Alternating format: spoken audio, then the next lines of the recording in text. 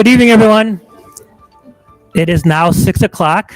It is Monday, May 8th. This is the Community Consolidated School District Board of Education meeting for, I already said that. All right, so first thing we have on the agenda is the Pledge of Allegiance. So I need Principal Barrett, your staff, your kindness squad to lead us. Oh, roll call. Thank you.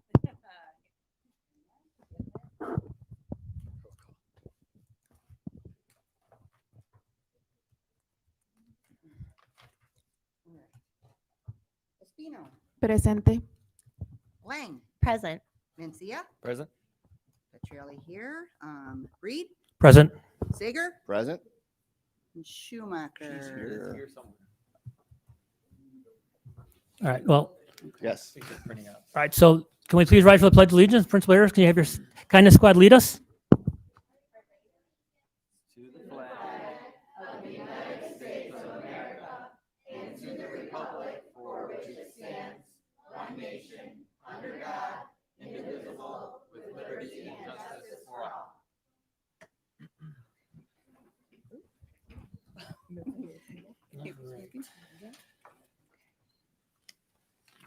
Item 4.0, a presentation of the kindness squad from Brentwood Elementary. Would you like to introduce us to start us off, Dr. Barrett? Thank you for having us this evening. In front of you is our Brentwood Kindness Squad. They have been a club that started this year into 3 amazing staff members. Mrs. Kreitler, Mrs. Lightside, and Mrs. Lang. So I'm gonna let the kids do what they do best and have them grown up.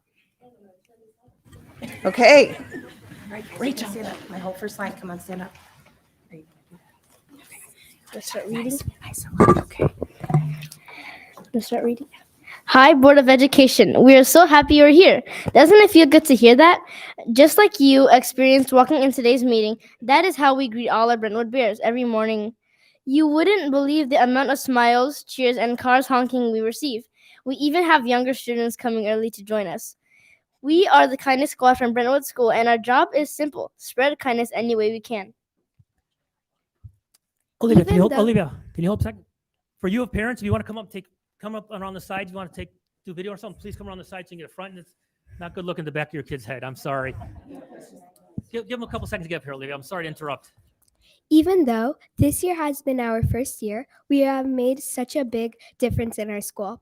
While we are most known for our Friday morning outdoor dance parties, we also have promoted kindness all year.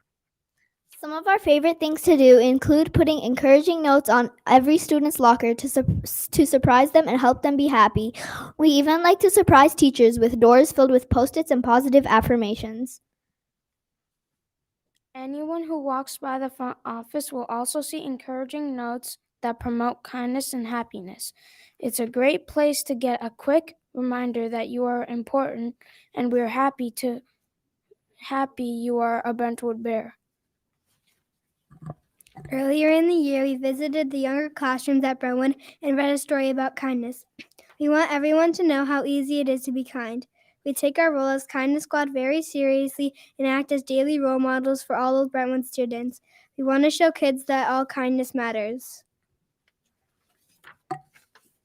We recently just did an all-school art supply drive for the kids staying at Northwest Community Hospital. We made flyers for social media, posters to hang around the school, and visited every classroom to tell them about our service project. We ended up collecting 2 big boxes of new art supplies for these kids. Most importantly, in the Kindness Club, we have fun and love making a difference in our school community. Before we take questions, we need your help spreading kindness. We are already thinking of all the great things we will do next year and need your help. Can you all take a minute to write a positive message on a paper heart? These are going to help kick off a kindness tree next year. All right, so we're going to have a couple members pass out paper hearts and a marker so that you can help us with our bulletin board for next year. So if you could write a kind saying or some positive words of affirmation on them real quick. Some of our members are going to pass out markers and hearts, please, and we'd love your help.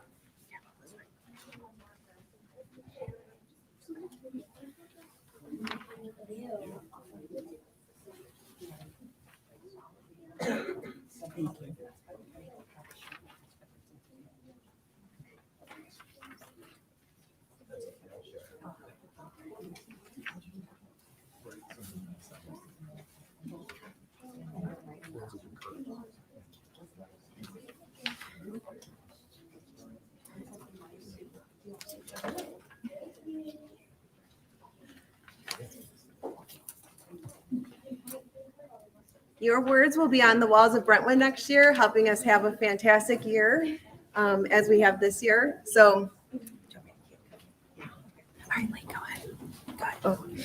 Finally, kindness is contagious, and we hope you will wear these honorary kindness squad shirts with pride. We like to do. Feel free to join us Friday mornings. Thank you. any Friday morning that you want to pop by Brentwood and help us welcome our students, you are welcome to do so. This is how we do it every Friday at Brentwood. Can we have our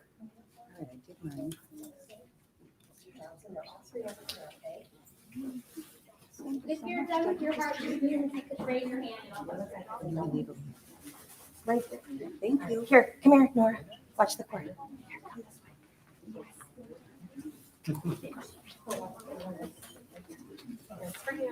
Kindness Squad members, come up here for questions.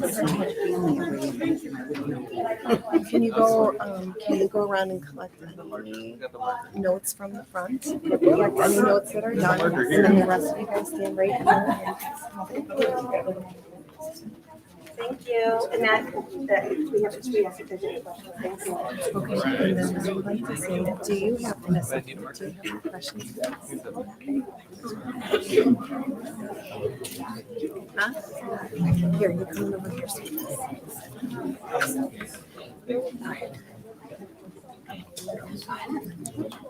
Does anyone have any questions?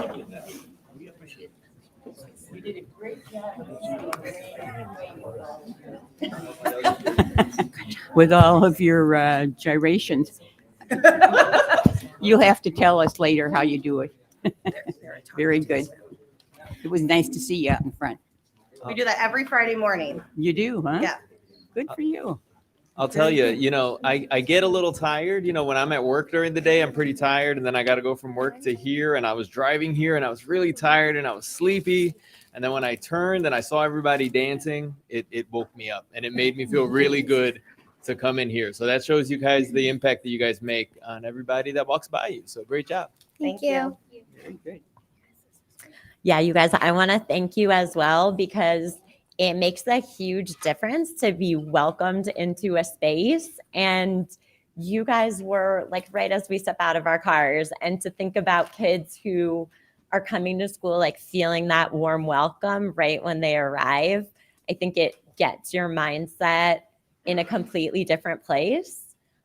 So I do want to ask you guys, what was your interest in joining Kindness Club? Maybe like 2 or 3 of you. Yeah. Raise your hand. Go ahead. Just go ahead, guys. Go ahead, Rachel. And then you just go ahead. Go ahead, Rachel. Yeah. why do Just you stand want by the to- microphone so we can hear you. Because sometimes when I come into school, I see people kind of sad or something, so I kind of want to cheer them up. Awesome. Go ahead, Emma. Thanks, Rachel. I wanted to join Kindness Club because I wanted to make people happy. I wanted to join Kindness Club to make a big difference in our school. I wanted to join Kindness Club because I like making people smile. I wanted to join the Kindness Club to make people smile and have fun. Anybody else want to say? It's so neat to me that you all are thinking of others, like maybe even ahead of thinking about yourself, just thinking about others and wanting them to smile and be happy really inspires me. So thank you guys. I got to tell you, I have a grandson starting kindergarten next year, and he's real nervous. But if he saw you guys, he would be so comfortable and so happy.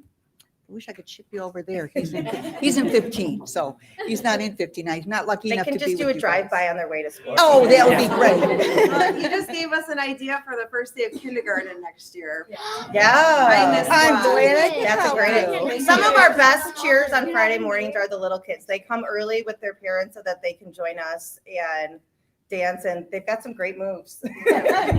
I have a question. So is this only for like 5th graders or can anyone join Kindness Club? Somebody want to answer that? Me. All right, just go ahead. 5th grade, 4th to 5th can join.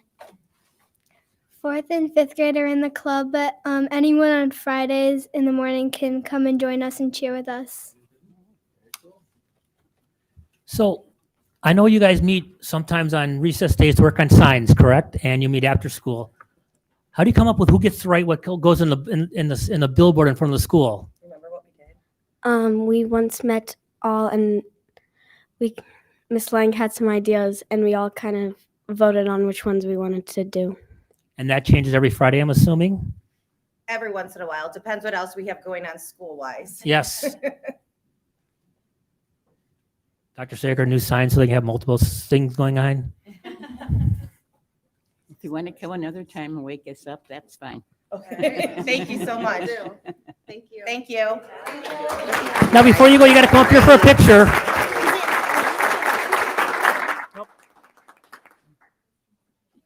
I need the students to come up here, though. We gotta do a picture. Come on.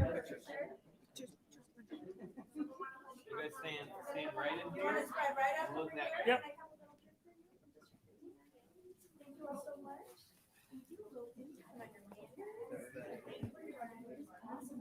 I'm right behind you, Mark.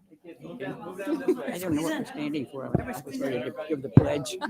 We already did that. We did the pledge. I Yeah. must not have You been were there. a princess.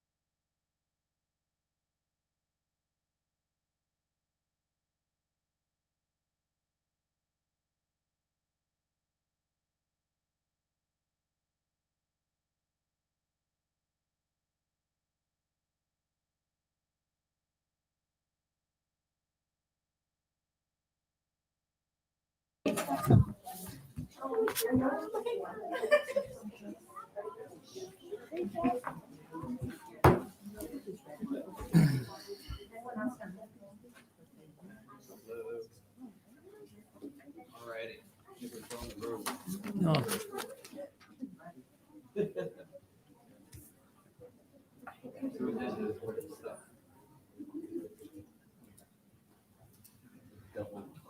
We're losing everybody.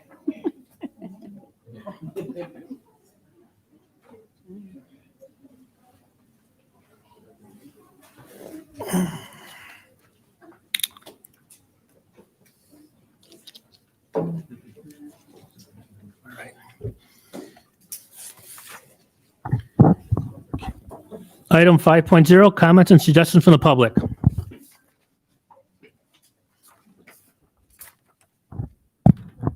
This is the point of the meeting where we welcome public comments. Tonight is a regularly scheduled Board of Education business meeting. The purpose of the meeting is for the board to properly address the items on the agenda publicly as required in the Open Meetings Act. To allow the board time needed to address all agenda items, we ask that you please limit your comments to 3 minutes.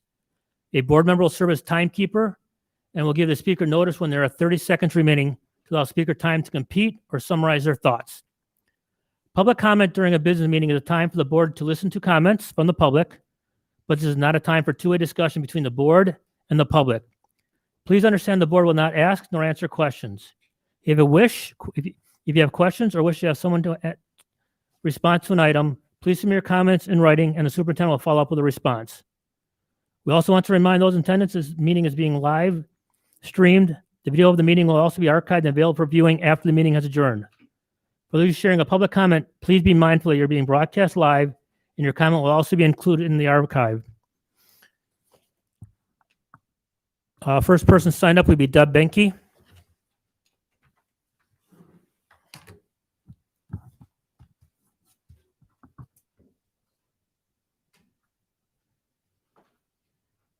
weeks ago, there was a meeting at Brentwood to address and discuss the overcrowding there. From feedback from some attendees, a possible proposed option is to bus third and fifth graders to Devonshire. There it goes. Okay. All right. From feedback from some of the attendees, a possible proposed option is to bus 3rd through 5th graders to Devonshire. The board voted no 5-2 on the school pairings. It is ridiculous to see the SLT still attempting to backdoor this plan into place. It's been repeatedly said, no more Band-Aids. Our students deserve better than an incomplete and rushed plan. Let the idea of school pairings go. There's a viable solution that keeps being repeatedly rejected without discussion: redistricting the school boundaries. The map is already done. It was briefly presented as an option during the first Equity Journey Task Force meeting. It improves utilization at all schools, but not demographics. The redistricting option shows all schools in the green with the exception of Juliet Low, which would be at around 52% capacity, but there is still room for improvement with it. There's an area that is on the north side of the 90 that shows would still be bused to Salt Creek when their surrounding neighbors are all going to Juliet Low. Instead of busing them across half the district, they could be incorporated into Low's boundaries like their neighbors. Ridge currently has low enrollment, and we all know why. But the SLT isn't informing Brentwood families that Ridge is an option for transferring their students. If the community closet and extra admin staff using classrooms at Ridge were moved here to this building, Ridge has enough room for one more section per grade level. Why are these options not being explored? While on the topic of Ridge, we are losing our social worker, school psychologists, and math and reading interventionalists. Due to the current ulterior motives and distrust with the SLT, it looks a lot like you are intentionally setting up Ridge, its students and staff, for failure. Ridge families received a survey seeking input for a new principal. It also asked if we wanted to be part of the principal's search. I submitted my contact information to be included in the search and have yet to be contacted. There is always talk and rumors, and it's usually just that. But when there are enough people to validate what's being said, one needs to pay attention. It's been reported by numerous people that the superintendent has been lobbying for a specific board member to become the 30 next board seconds. president. While that is not illegal, it is completely unethical and unprofessional. These types of actions continue to sow mistrust within the community, and rightfully so. Thank you.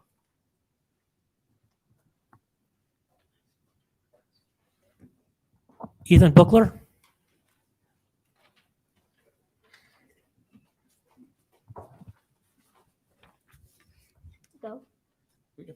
Yeah, put it there. She's got the timer, right? Members of the board, thank you for taking your time away from your families to help my school. I appreciate it. Since the board members are volunteers and spend long hours working for free, I think that they should be given food and water when there is a board meeting. Many board members come to the meeting straight from work, so they might not have time to eat. That was the case once at one meeting. Miss Daisy said she was hungry. Daisy should have been to step on and get food. Some of your meetings last over 4 hours, so that's a long time to go without food. And did you know many other school districts provide dinner for their board members? Maybe you can also order some extra food for the working staff that have to work all day and stay for the evening meetings. Providing food for board members is the least we can do for all of their free work. I would like a follow-up suggestion response from the superintendent regarding my suggestion. Again, my name is Ethan Booker, and I'm a 4th grader at Salt Creek in Miss Blanche's class. I will include my mom's contact information too. Thank you for your time. Thank you, Ethan. And I'm going to say I agree with the last speaker here, Ethan. We might disagree on some things. Sorry, this is, but by the way, this Father Ryan Buckler. So Dr. Brustinahan, the staff, I mean, I think you guys should have pizzas or sandwiches available, because I know, especially on a Monday, it's got to be a long day from when you start to get here. So thank you. All right, first of all, I would like to congratulate TR, Sarah, and Lucas on their election to the District 59 School Board. I appreciate the time they took away from their young children to speak with members of the community to solicit feedback on making our schools better. Thank you, TR, Sarah, and Lucas. Dr. Bresnahan, members of the board, the community has voted for change. For months, this board has heard community members speak up during the public session, but you haven't always listened. At the March 13th board meeting, you heard two then school board member candidates ask you to delay voting on the superintendent's contract. I appreciate the detailed explanation that board members gave for the reasoning behind voting on a contract extension. One board member stated for staff that were considering staying in the district or looking to leave needed to know who the superintendent would be. Waiting 56 days to make a decision would not have resulted in a mass exodus of employees. In education, there's a decent gap between when a job is posted to someone actually being hired, and I know Ross can tell you more about that process as well. The new board should have had an opportunity to work with the superintendent on a contract extension, since they are the ones that are going to be on the board for the duration of the contract. The three people that are leaving shouldn't have made that decision. The new contract extension will last longer than the members whose terms expire in April of 2025. If the new board had worked with Dr. Bresnahan and agreed to a contract extension, then that's fine. I don't have a problem with that. One member in his comments alluded to the fact that some people were still angry about the equity journey despite the board voting against it. You're right. The equity journey was a big part of why community members were upset, but there were other reasons as well, which I and others have spoken about before. And there was nothing wrong with Dr. Bresnahan bringing up the grade level centers plan. All ideas should be considered to help improve our schools. But once it became apparent that the plan was not in the best interest of all stakeholders, the discussion should have ended. Instead, the process went on for months. As we move forward, the board will elect a new president. It's my understanding that there has been discussion between the superintendent and the board members about making Dr. Sager the new board president. The community has voted for change, and Dr. Sager does not represent the views of the voters. The only person who has experience running board meetings as president is T.R. Johnson. Not only does he bring experience, but he brings the change that the community has voted for. So I ask you to consider T.R. Johnson to be the next school Time is board up. president. Thank you.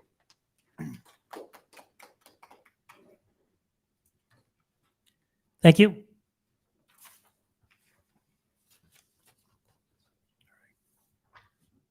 Item 6.0, consent agenda. Can I say something? I signed the wrong paperwork. Sorry. There's a, you can do something later on at the, It's fine. I'll make an agenda. okay. Hi, my name is Ann Wing. I'm president of the DEA. And I wanted to thank Randy, Courtney Lang, and Patty Petrielli for your dedication the last 4 years. It's been a tough 4 years. You volunteered your time, and I thoroughly appreciate all that you have done for us. From the bottom of my heart, from the association, we thank you guys for what you've done. I also want to welcome our new board members. We look forward to working with you guys. Sarah, Lucas, and TR, we're very excited and happy about our new beginnings. But I also wanted to talk about curriculum for a quick second. We have done leaps and bounds in the last 2 years with curriculum. And I know that we all push it. I will tell you as a teacher, as one who's piloting information right now, that you cannot have curriculum shoved down teachers' throats. They do not like that. We have done that here. And now we're actually vetting materials. Teachers are piloting materials. And this is going in the right direction. I know I'm super excited. Now, is everyone going to agree about curriculum? No, they're not. But we are going in the right direction. And I'm very excited because we don't want to spend millions of dollars on curriculum to have it just shoved down teachers' throats and they don't like it. So we're being trained, we're going through the right process, and I'm super excited. I know you guys did a lot for that. I know Dr. Bresnahan did too, so thank you so much. I know there's always work that needs to be done, but I'm very happy as far as the association goes with the way curriculum is. So thank you, and good luck to you guys. It's been a pleasure working with you.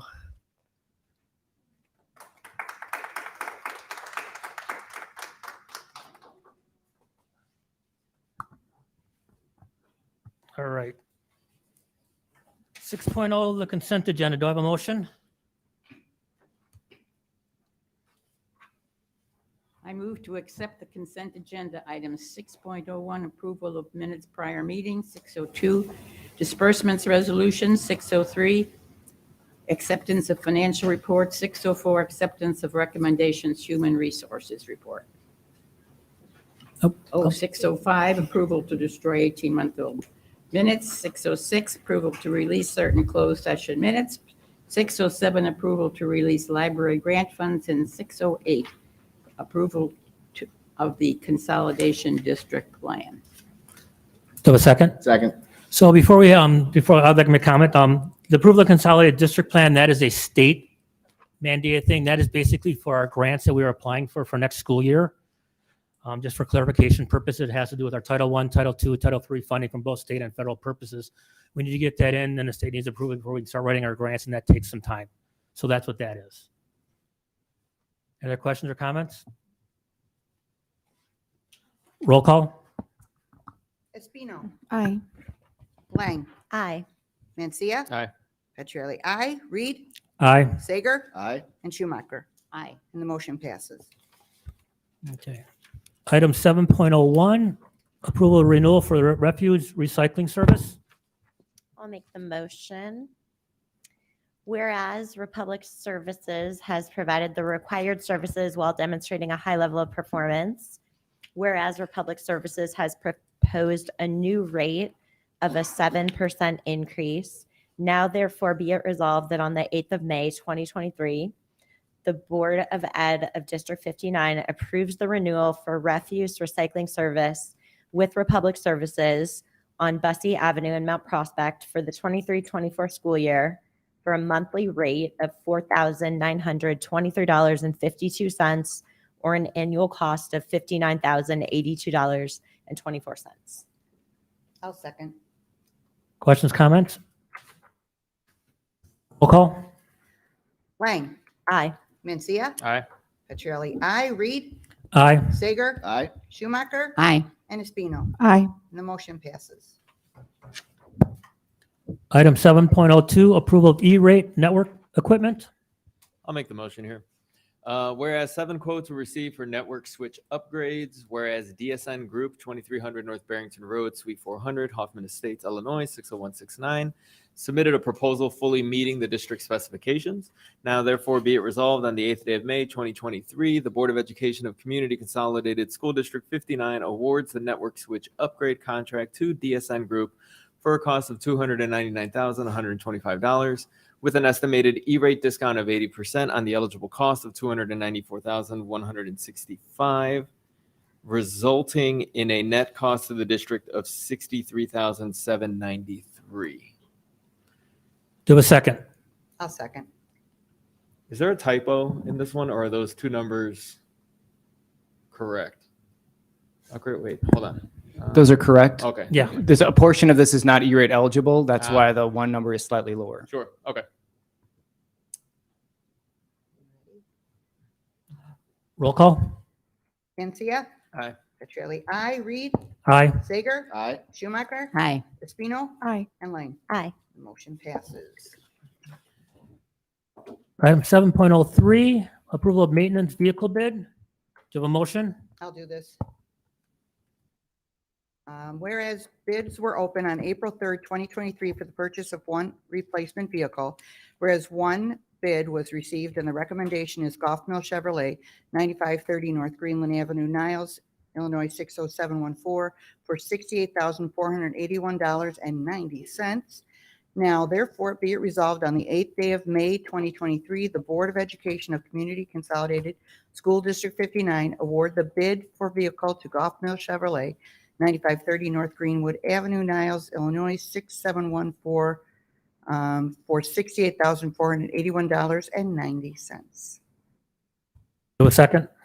I'll second it. Questions, comments? Roll call. Okay. Petrielli. Aye. Reed. Aye. Sager. Aye. Schumacher. Aye. Espino. Aye. Lang. Aye. And Mencia. Aye. And motion passes. Item 7.04, approval of parking lot repaving at Rosemary S. Argus Friendship Park. I'll make the motion. Now therefore be it resolved that on the 8th day of May, 2023, the Board of Education of Community Consolidated School District 59 approves the parking lot repaving at Rosemary S. Argus Friendship Park in the amount of $33,750. Second. I'll second. Okay. Questions, comments? Now remember, this is just a part, we're just paying part of the cost of repaving that parking lot because It's part of the Mount Prospect Park District, but since we use it for teacher parking and other things, we assume part of the costs. 15%. Roll call. Reed, Aye. Sager, Aye. Schumacher, Aye. Espino, Aye. Lang, Aye. Mencia, Aye. Petrielli, aye, and the motion passes. Item 7.05, approval of Cameo Memo of Understanding. I'll take this one. Whereas a memorandum of understanding represents an agreement between the Community Consolidated School District 59 Board of Education and the District 59 Education Association regarding the establishment of a warehouse and support service position within the Cameo Group as defined in the attachment. Therefore, it resolved that on May 8th, 2023, the Board of Education approves the memo of understanding. This MOU will be effective upon approval of the Board of Education and expires of June 30th, 2024. Do a second? I'll second. Questions, comments? Roll call. Reed, Aye. Sager, Aye. Schumacher, Aye. Espino, Aye. Lang, Aye. Mencia, Aye. Petrielli, aye, and the motion passes.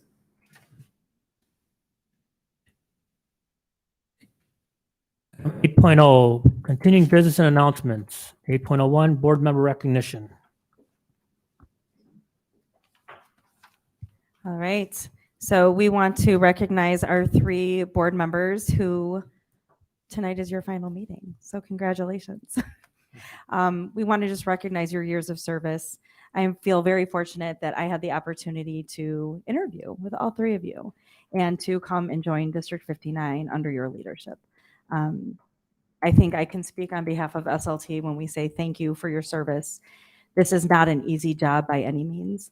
I think you have represented your community very well. I think you have been passionate about all students, about all of our schools, and not only for today, but for many, many years to come. And I've appreciated that greatly in all 3 of you.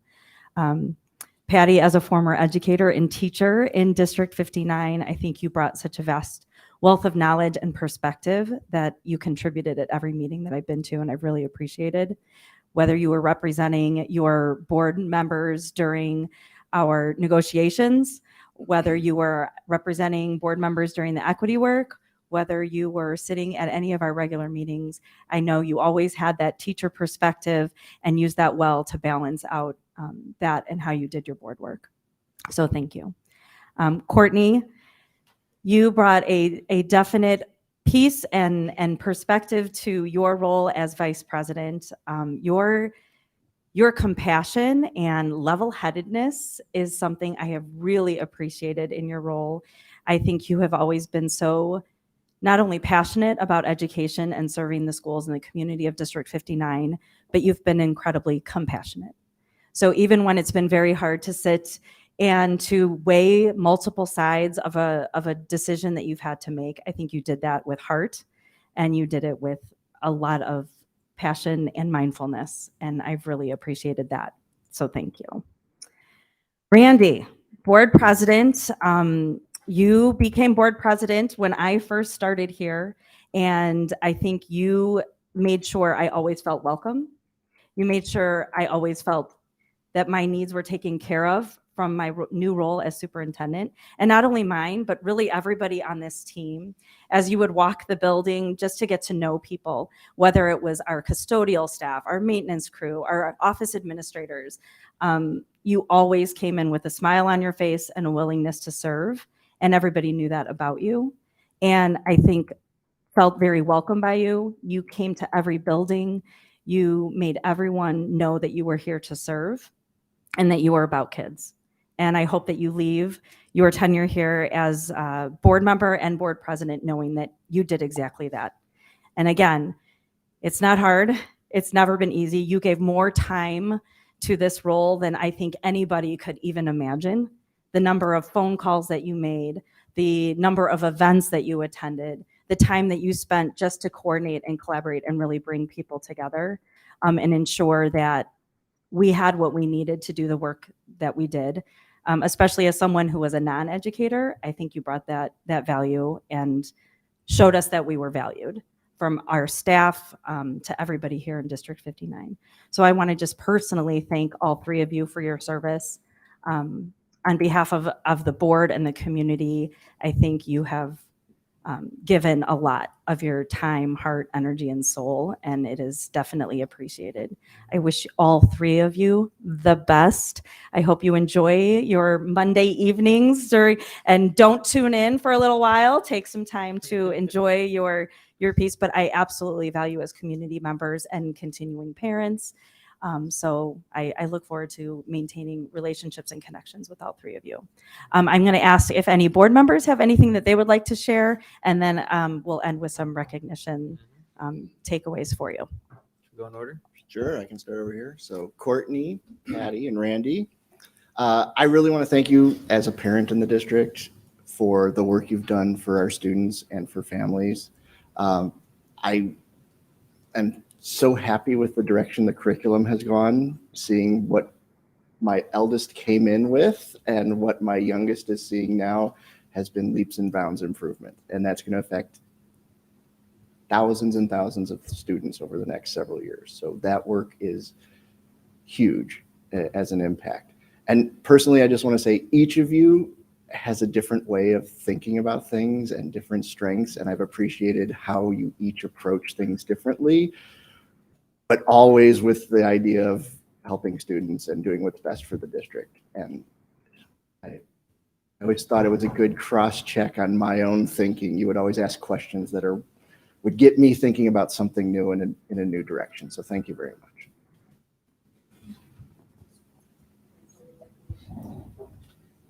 Okay, I'm a crier, so I'm gonna do this really quick. Okay, so I remember when Randy and Courtney were running the very first time. That's where I met you guys for the first time at one of our parents' house. I had no idea what I was doing there. I was just invited, and then I had no idea I was actually gonna be sitting here with you guys. So like I got to know you all three personally in a different way, and I am very thankful that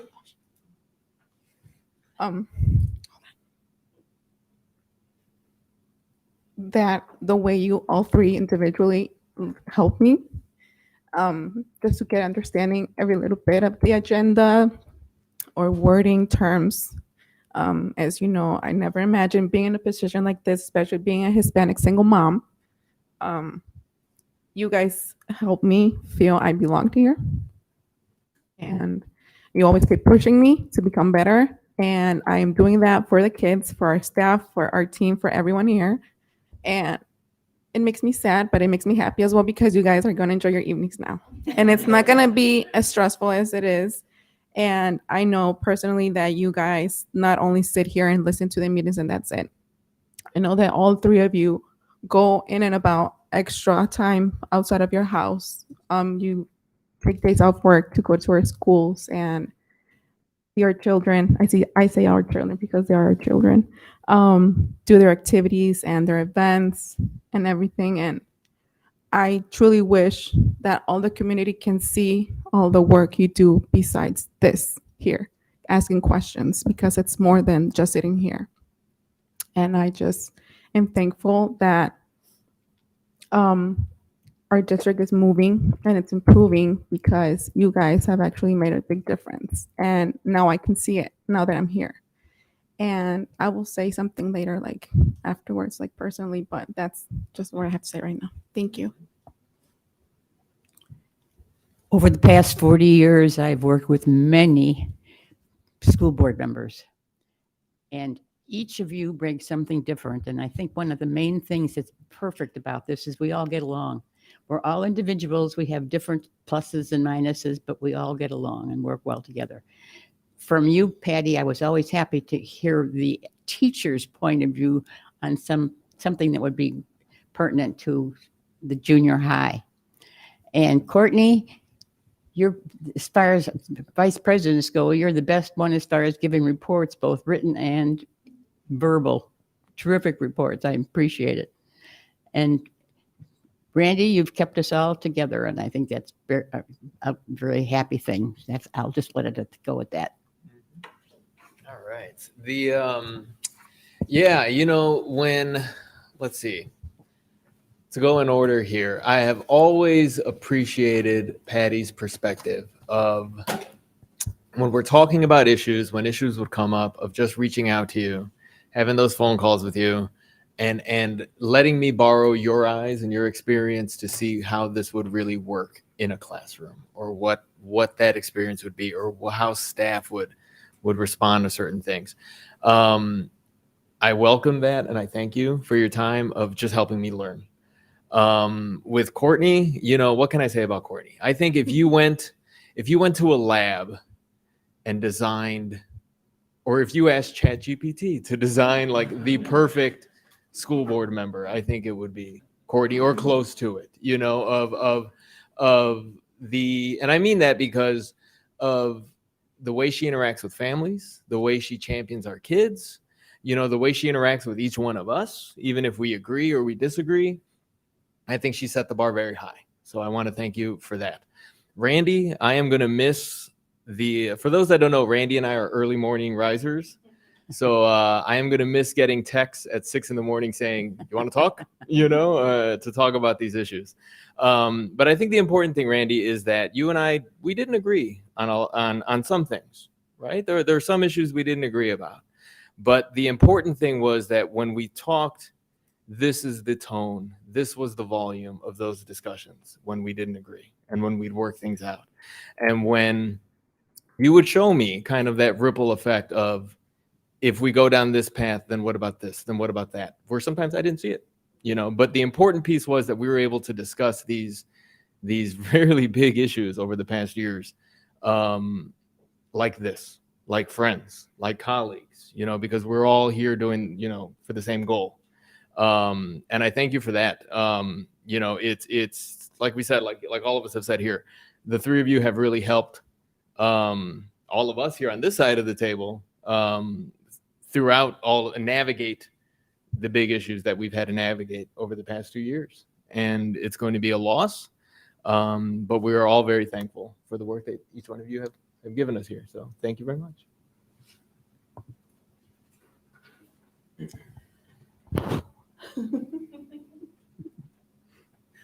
All right. I couldn't have asked for 7, 8. I can't count how many. The support, the kindness, the everyday being in this village and being in this district for over 25 years now, and the families and the kids and the opportunity to teach here and to work with you guys after having that experience, it'll be unforgettable. I will always remember, and I will hold it dear, because I am going to miss all this so much. Daisy, I'm a crier too. I'm going to miss it all so much, and I hope we can keep in touch, because I will, whether I'm here or whether I'm listening. I will keep in touch, because this is my heart. This district has always been my heart, and you guys just make it harder to leave. So thank you.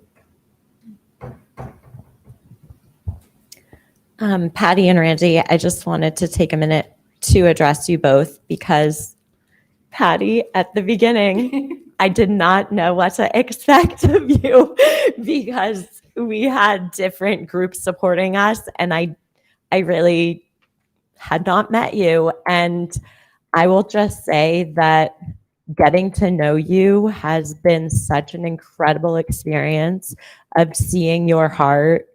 I don't think anybody loves the kids of this district as much as you do. And that is always where your decision comes from, is a place of wanting to support those kids as a mother, as a teacher, as a board member. And I respect that so much. And I feel so connected to your heart for this district. And Randy, I'm going to steal Robert's line and say that I think you have been the most incredible example of board member. We ran together in the election, and I did not know you very well at that point, but I had no idea that you would surpass my expectations of what a board member could be by putting all of your time and energy and heart into this, the amount of time that you've spent in the schools, the curriculum changes, and maybe most importantly, I'm not sure everyone realizes this, but we did not really have a finance expert on the board in the administration prior. And at the very beginning of our board term, there was this significant bond outlay that had to be made. And I'm not going to say that Randy and our finance people were like single-handedly responsible for like sending that in a very strong, more positive direction.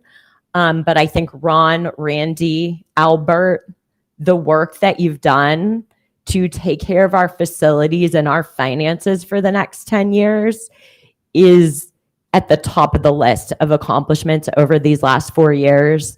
And had you all not put in hours in finance meetings to make that happen, that's the behind the scenes work that people just don't see. And our district is in a better place because of it. So Randy, the last thing I'll say is you took the presidency during COVID at great personal cost. And I thank you for being willing to carry that burden on behalf of all of us, for being the person who answered hundreds of emails.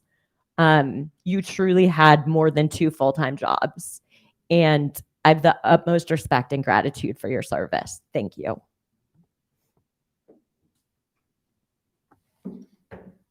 Thank you.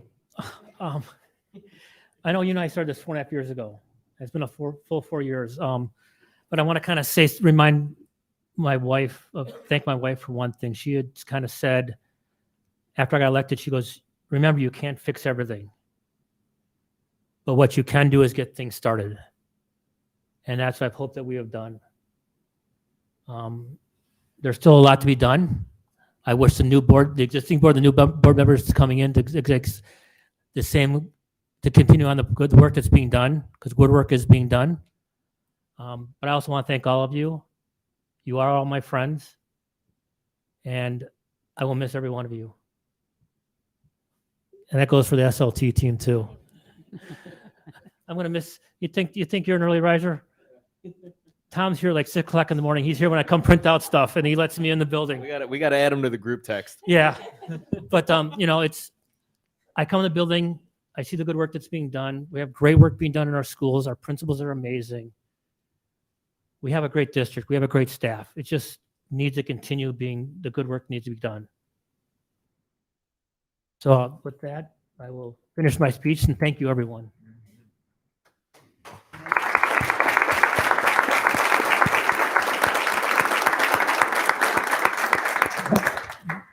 As parting mementos, I want to recognize and honor each of you. So I'm going to pass this off to you guys.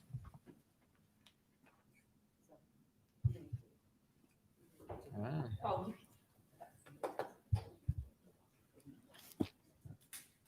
Patty, and we'll get a picture. Is that okay? Yes.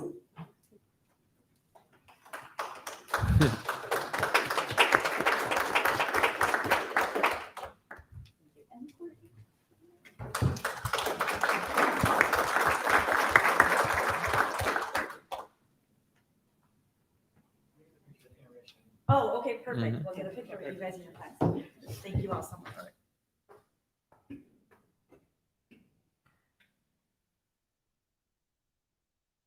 I just thought of somebody I would want to add. Don't forget the students, because the students are why we're here. That's, I think, hopefully why we're all here. The students are why what we're doing and why we're making these decisions. Remember that always. All right, so seating of the board, new board members, 9.0. 9.0, seating of newly elected board members of the Board of Education. And this is the reading of the official certificate of results. Just a viewing. Yeah. Just a viewing. Mm-hmm.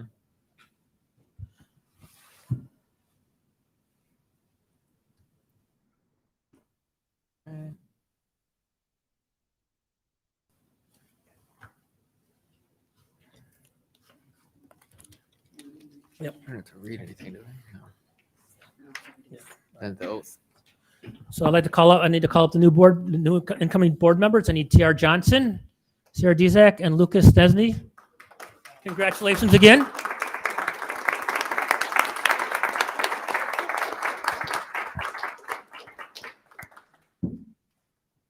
Last time on this side. I know. This is what you guys will be reciting. Thank you. Do the existing board members have their copy? It's in the agenda. Okay. Yeah, all board members will be reading this. Everybody reads it? I have it on the screen.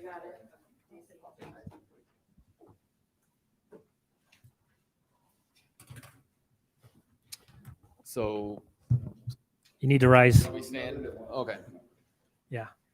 So one of you guys started off. We'll all read it together. Yes.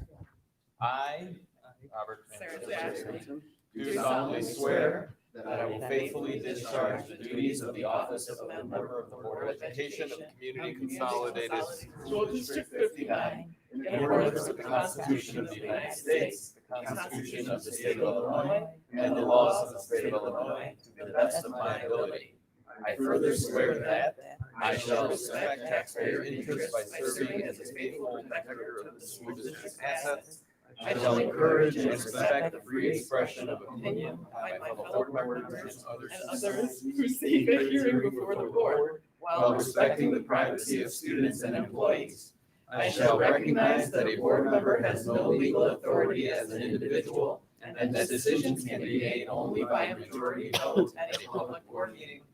I shall abide by the majority decisions of the board while retaining the right to seek changes in such decisions through ethical and constructive channels.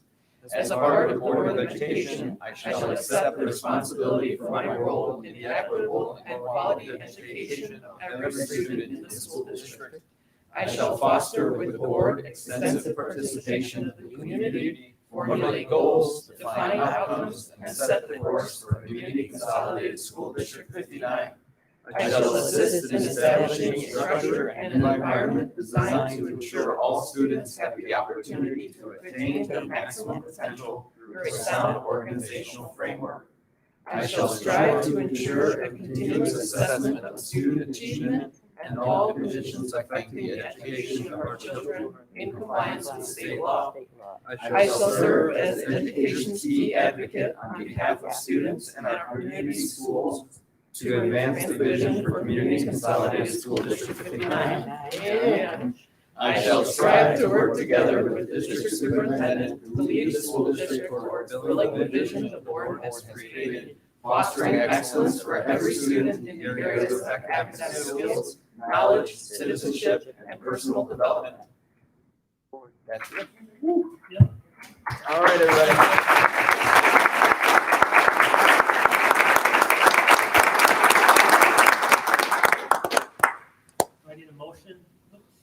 I need a motion so we can adjourn this existing board meeting and then, so we have a few minutes after that, then the new board will be seated. I move to adjourn.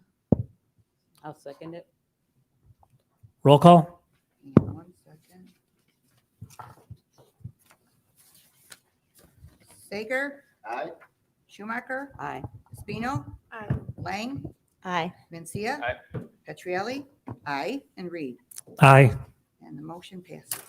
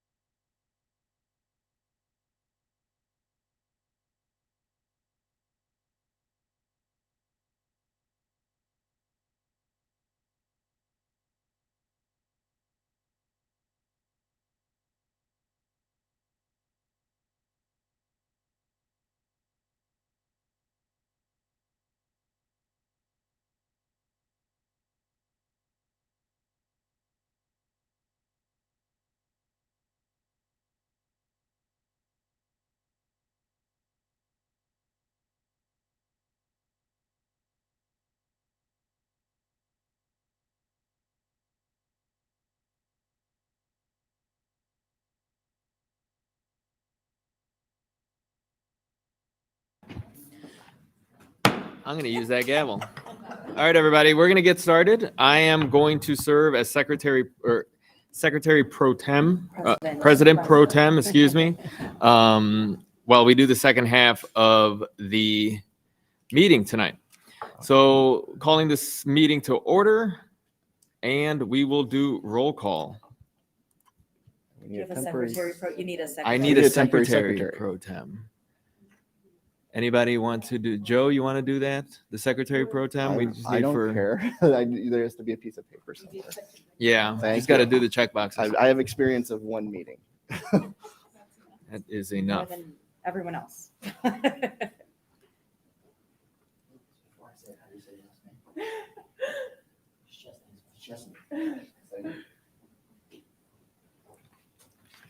So why don't we do a roll call? Okay, Mrs. Zach. Present. Ms. Espino. Present. Mr. Johnson. Present. Mr. Mancia. Present. Mr. Sager, present. Mrs. Schumacher. Present. And Mr. Present. All right, let's move on to item 4.01, the determination of length of office. There's some background on the screen. The state law requires the positions of the board officers for 2 years, but the board can make a resolution to do the board office positions for 1 year. Historically, we have had 1 year positions here with District 59. Is there a motion? I'll make the motion. So should, It's per- only, if you all decide that you want to create a 1 year, then you would do the motion. If not, you don't. Yes. Mhm. I motion Okay. to create 1 year Yeah. positions. yes, Yeah. So then, just to clarify here, the law says 2 years. We can make it 1 year. And if we want to do 1 year, then we do the resolution here. So I guess we need to figure out if there are 4 of us here that are in supportive of the 1 year. Well, I think we can just do the motion. So Lucas Sure. made a motion. I'll second it. Mm-hmm. That it's a 1 year term. Yeah.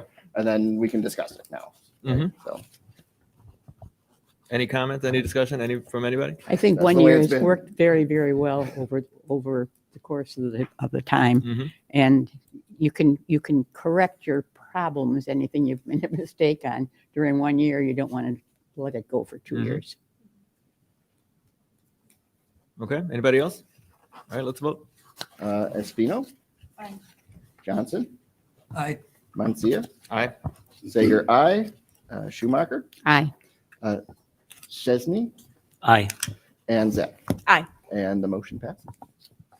All right, moving to item 4.02. Board policy states that the secretary may receive such compensation as shall be fixed by the Board of Education before his or her election. The current position of the board has been one of not authorizing a stipend for the board secretary. During the 90s, the board had a practice of setting a stipend of $200 for the board secretary.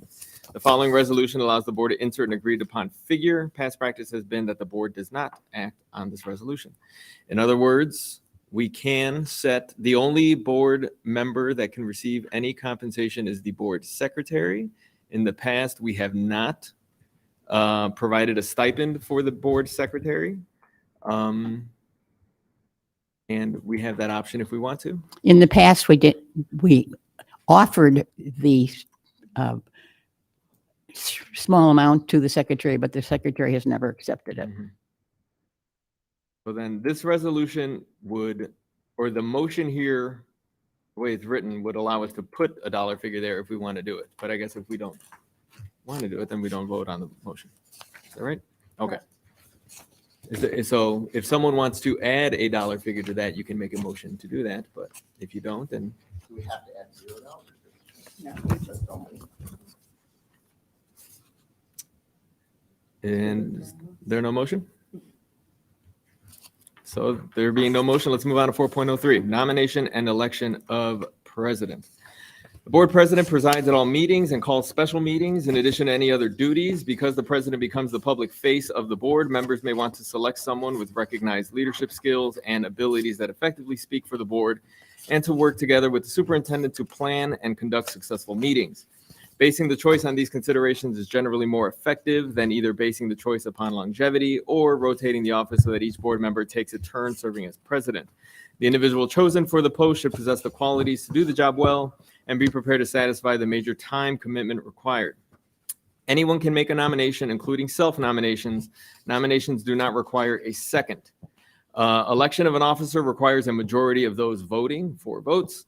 If 2 or more members are nominated for president, a roll call voice vote is necessary. The member receiving a majority of the votes cast is elected.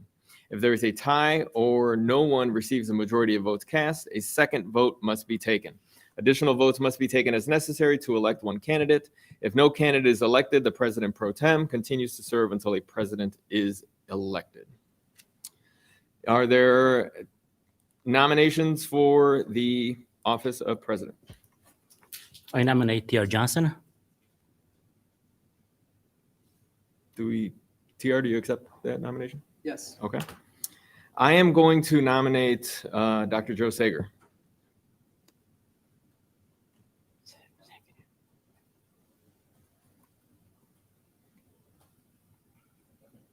Second. I'll second that one. Anyone else? Any nominations? Anybody else? So then, let's see. Election of an officer requires a majority of those voting. All right, so then we do a voice vote. Can we have discussion? We can. Okay. Sure. Does anyone have questions for the two guys? You know, I'll make a comment here. The when Randy told me that he was not going to run for re-election, this was probably in the fall. And I had discussions with Randy at the time, and I had discussions with the other board members at the time. And going back to the fall, I have been, or my position has been that Dr. Sager would be the best choice, in my opinion, going forward. This is before we knew who else was running or who else would be even sitting up here with us. Joe has been, I have worked with Joe very closely. I have seen how I've seen how he comes to hit the recommendations that he makes here, the time he spends here, and I am confident in his skills leading the board going forward. So he has been my choice since the fall, and that's why I've nominated him today, and I think he'd be an excellent choice. Also, he's been our NSSEO representative, so he's had experience with other organizations beyond just what we have right here. Feel free, absolutely. I just want to make sure that whoever is elected president is open to listening to other board members, which I assume you would be, as would I. But I also want to make sure that we're open-minded, not only about issues moving forward, but the board, the 3 members who were just seated didn't necessarily get the input that we would have liked into past decisions. So I would like everybody to be open to at least discussing some things that maybe we think are already decided, just to re-examine it, make sure we have our input, because we were elected by the community, and I think it will be important for their voice to be heard through our presence on the board. I think you'll see that on our board, we've always had good conversations. We don't all agree. I mean, sometimes we don't feel the same way about something, but everybody talks, gives their opinions, and we listen to everybody. That's why our meetings go as long as they do. Can I ask a follow-up question to both of you? Let's say tomorrow I were to call both of you and ask you, hey, can I get X on the agenda for, let's say, the committee of the whole meeting coming up? Would you both be willing to put something on the agenda suggested by a fellow board member? We put something on the agenda for what?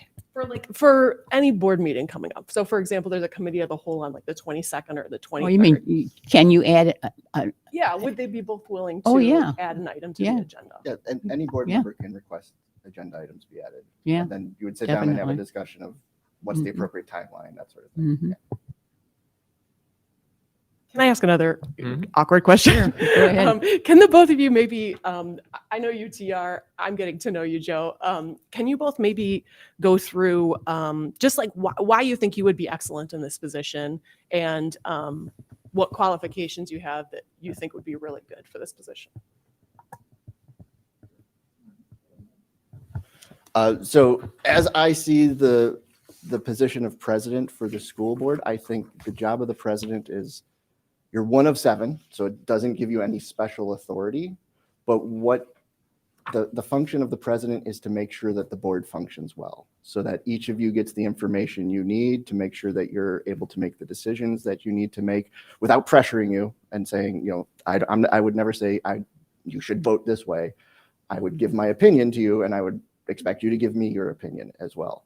And I think part of it is just making sure that we are all working together, as Mardell likes to say, a group of seven, but then also really a group of eight.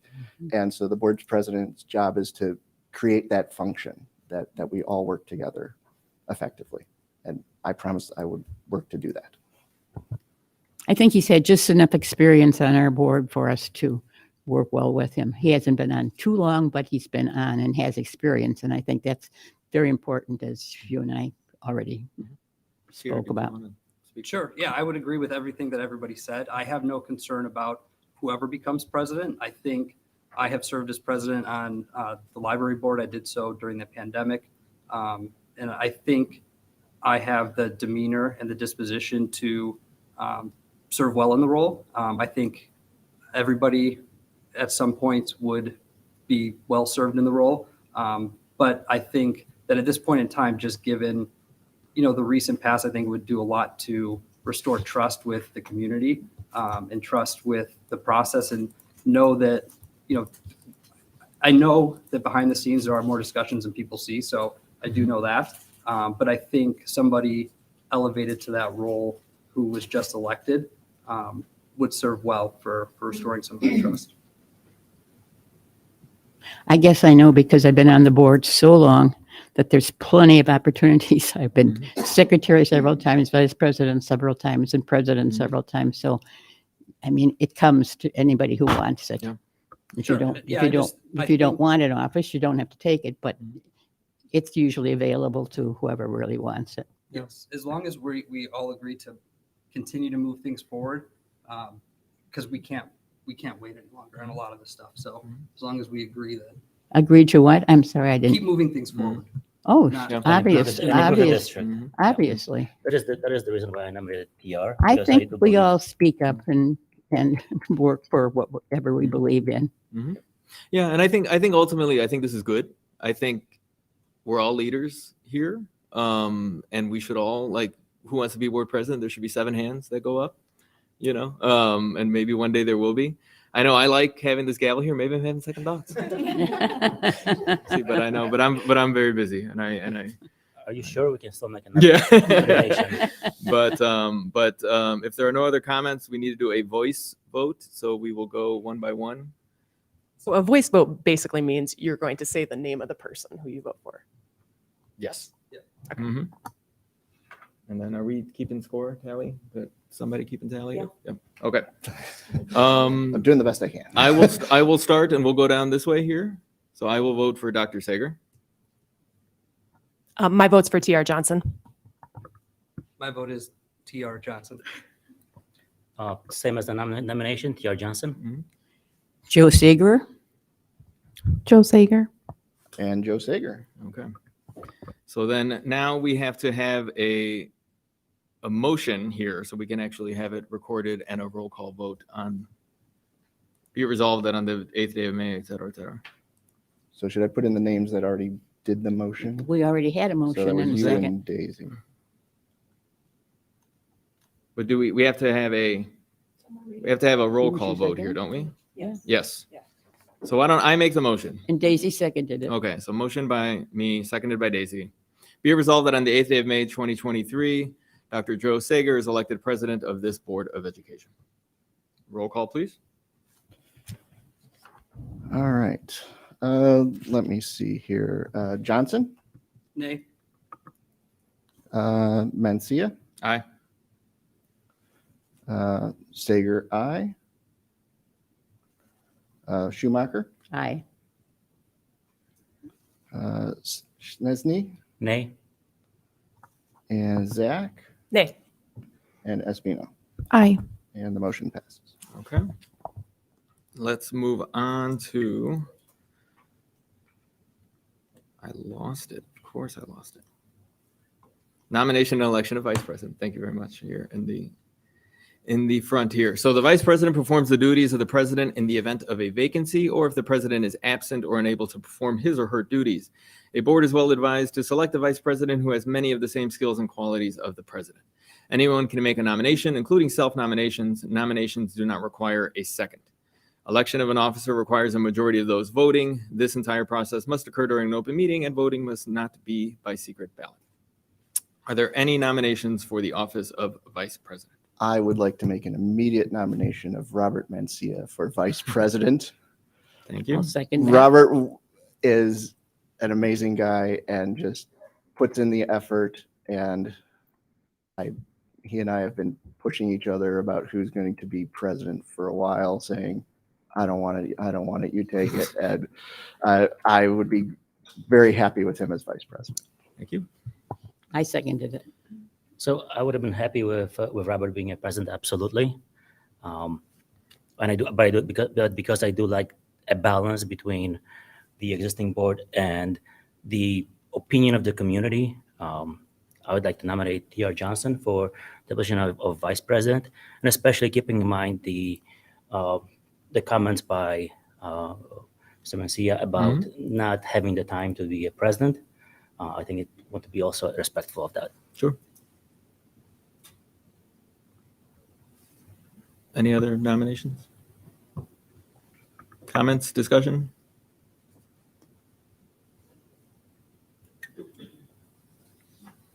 I have a very quick comment. Yeah. Just adding to what I just mentioned. I think it would be a great balance to have someone existing with actually very good experience and someone who is very respectful of others, as well as someone coming in who's representing the beliefs of the community and also has the experience of the president, of the responsibility to make the change, especially considering the great job done at the library, making it one of the best, if not the best in the nation, in my opinion. And that I think that would be a great combination of which I think will be for the better of the community and our district. Mm-hmm. I'll make a comment on behalf of myself here. I'm a pretty humble guy, but I think I can say some words.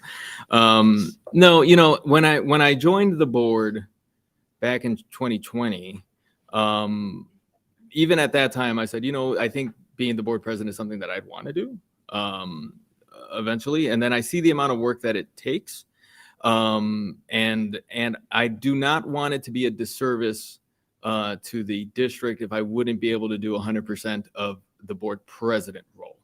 But I am very involved in the district. I am very involved with the activities of a board member and going to the events and maintaining those relationships with the staff and with the SLT and with parents, et cetera, that I think I would do a great job supporting each one of us here as board members, but also Joe and whoever is elected to be secretary as well. And I think I would owe that to the district, and I would do my best. I think the advantage of Robert over you, and it has nothing to do with personal you, because I personally know your family, so, but I think it's happenstance, the fact that he's got a few years of experience, and that's what I go for, is experience. And it certainly is nothing against any of the three of you, but after you've been on the board for a few years, like the two fellows have, it's time for them to take some responsibility for the leadership, I think. And it won't go on forever. I mean, there will be obviously many opportunities for all three of you over the years. Stay on the board. Yeah, and I respect that comment, definitely, Mardell. I just want to add that I think that if it doesn't happen today, I think as a team that we need to, and I hope that we become a great team. I think as a team, we have to acknowledge each other's strengths. And I will say, I think that policy and board service is TR's strength, and we need to acknowledge that eventually. He's been 8 years on the library board. Like you said, he was on it during COVID. They became nationally recognized for the first time while he was on the board. I think he has a lot of good ideas about how to move things forward. So I just want to put that in there. I'm not going to beat a dead horse, but it even says in the packet here, so thank you whoever put it in there, that length of service on a board necessarily shouldn't be it should be not a major consideration for who ends up serving as any of the officers. So as long as we're not setting a precedent when in 2 years other people come in, I think if somebody's clearly qualified to serve as one of the officers, that we give them the chance to don't automatically disqualify him for not serving on this specific board. Any other comments? So we do another voice vote here. So we'll go one by one. Why don't we start, Dr. Sager, and go our way down this way. Robert? Mr. Mencia? Robert? TR Johnson? TR? TR Johnson. And I'll vote for myself. So we will I need a motion so we can do the official roll call vote. So I made the original resolution. Mardell seconded. So motion by Joe. So I'll do it. Be it resolved that on the 8th day of May, 2023, Robert Mencia is elected Vice President of this Board of Education.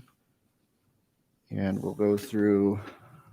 Sorry, Robert, you have to go first. Mencia. Sure. Aye. Sager, aye. Schumacher. Aye. Snesny. Nay. Zach. Nay. Espino. Aye. And Johnson. Nay. Okay. And And I motion just passes. want to make a comment, Bob, before we go on. I hope that this is the last time that we ever separate ourselves like this. I because- agree. Because this is very bad for our group of 7, because we consider ourselves a strong group of 7, plus the superintendent making us a group of 8. So there was some confusion on this whole thing, but let's all try to be a group of 7 from that. Yeah, and like I said earlier, this is a good thing here, and it should not discourage any one of you, because I was not an officer and I was very involved, and and each one of you are going to be able to make of this position of what you want it to be. Exactly that. So like I said, I think this is a great thing. Yeah, and I just want to congratulate both of you. And I'm looking forward to becoming a good team. I really do. mean I that. look forward to working with all of you too. Like I said, it's all about building. Right. And I didn't know all of you, Right. so. And I only voted nay, so people couldn't say I never voted nay.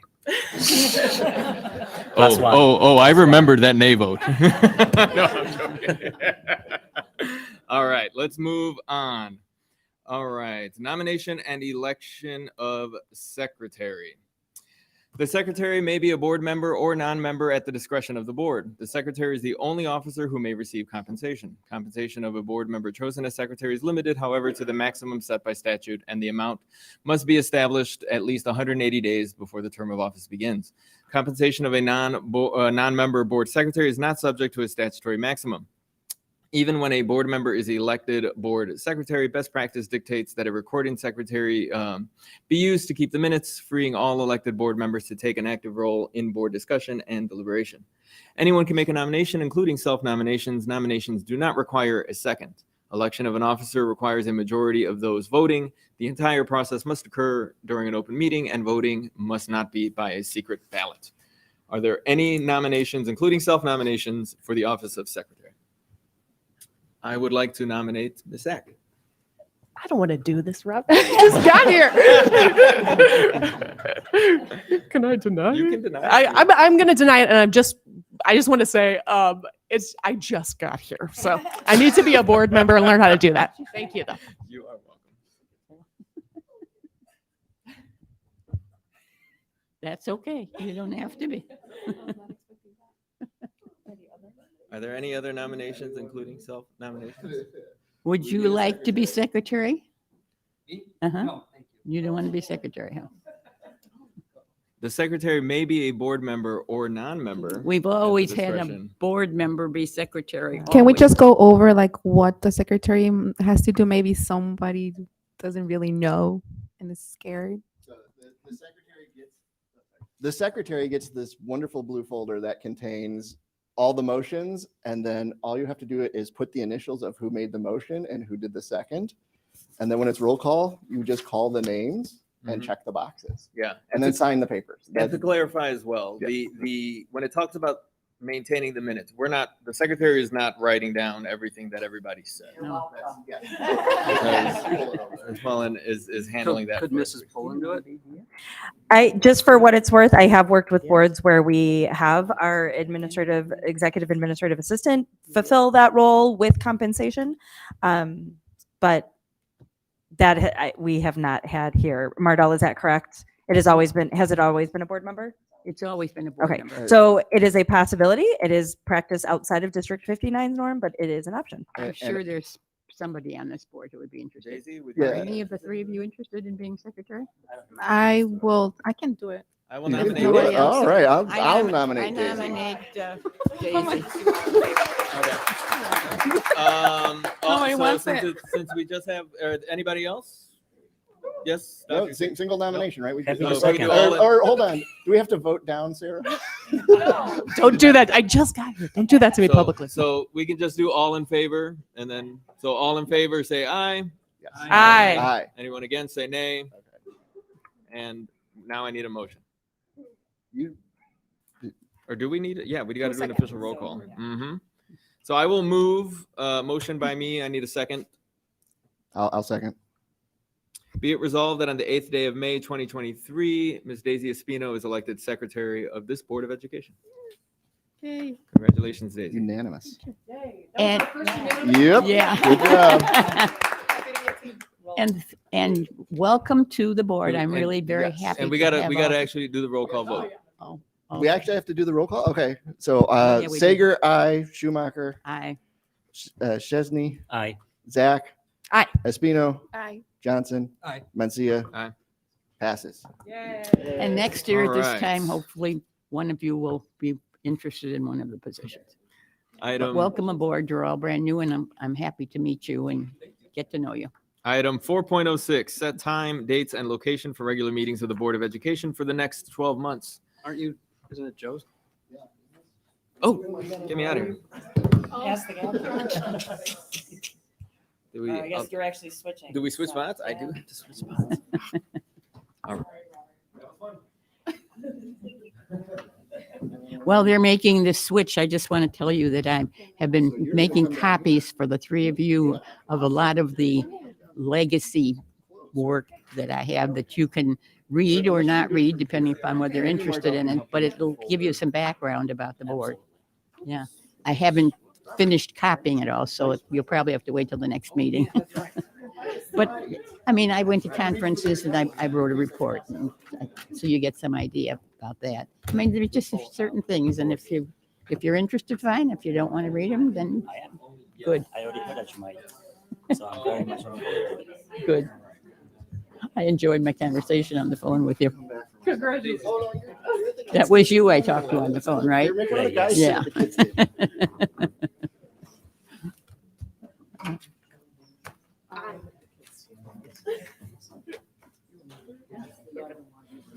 You're staying here.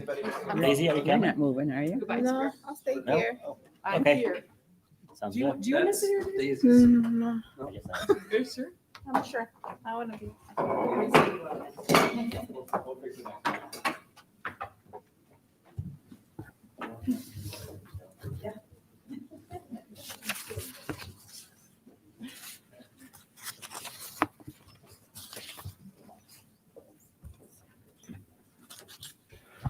Okay, everybody sitting, there's your coffee.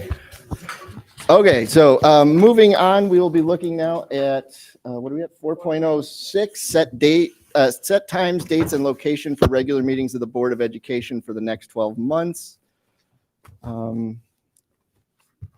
Should we make a motion first and then discuss it, or should we, yeah? Does anybody want to make a motion? I'll make the motion. Second. Well, You gonna, Lucas? Okay, so discussion of dates and times. I know there's been some question about times, so let's work it out. I'll just start off personally. I'm comfortable with any time, and I know, 10 years ago, this board would have been all retirees, and now we've got a lot of parents, so we may need to work on some time issues. Well, our board meetings have been at from 8:30, 8 o'clock, 7:30, 7 o'clock, and then suddenly 6 o'clock. So any time that we all can agree upon, it's fine. Yeah, and I know when I joined in 2020, The the meeting SLT did not started, like 8 o'clock, so. the meeting started at 7 when I had joined, and maybe a year ago it was that we switched it to 6. Yeah, So it's been 6 o'clock a year ago. 2 years when I joined. Yeah. 2 years ago.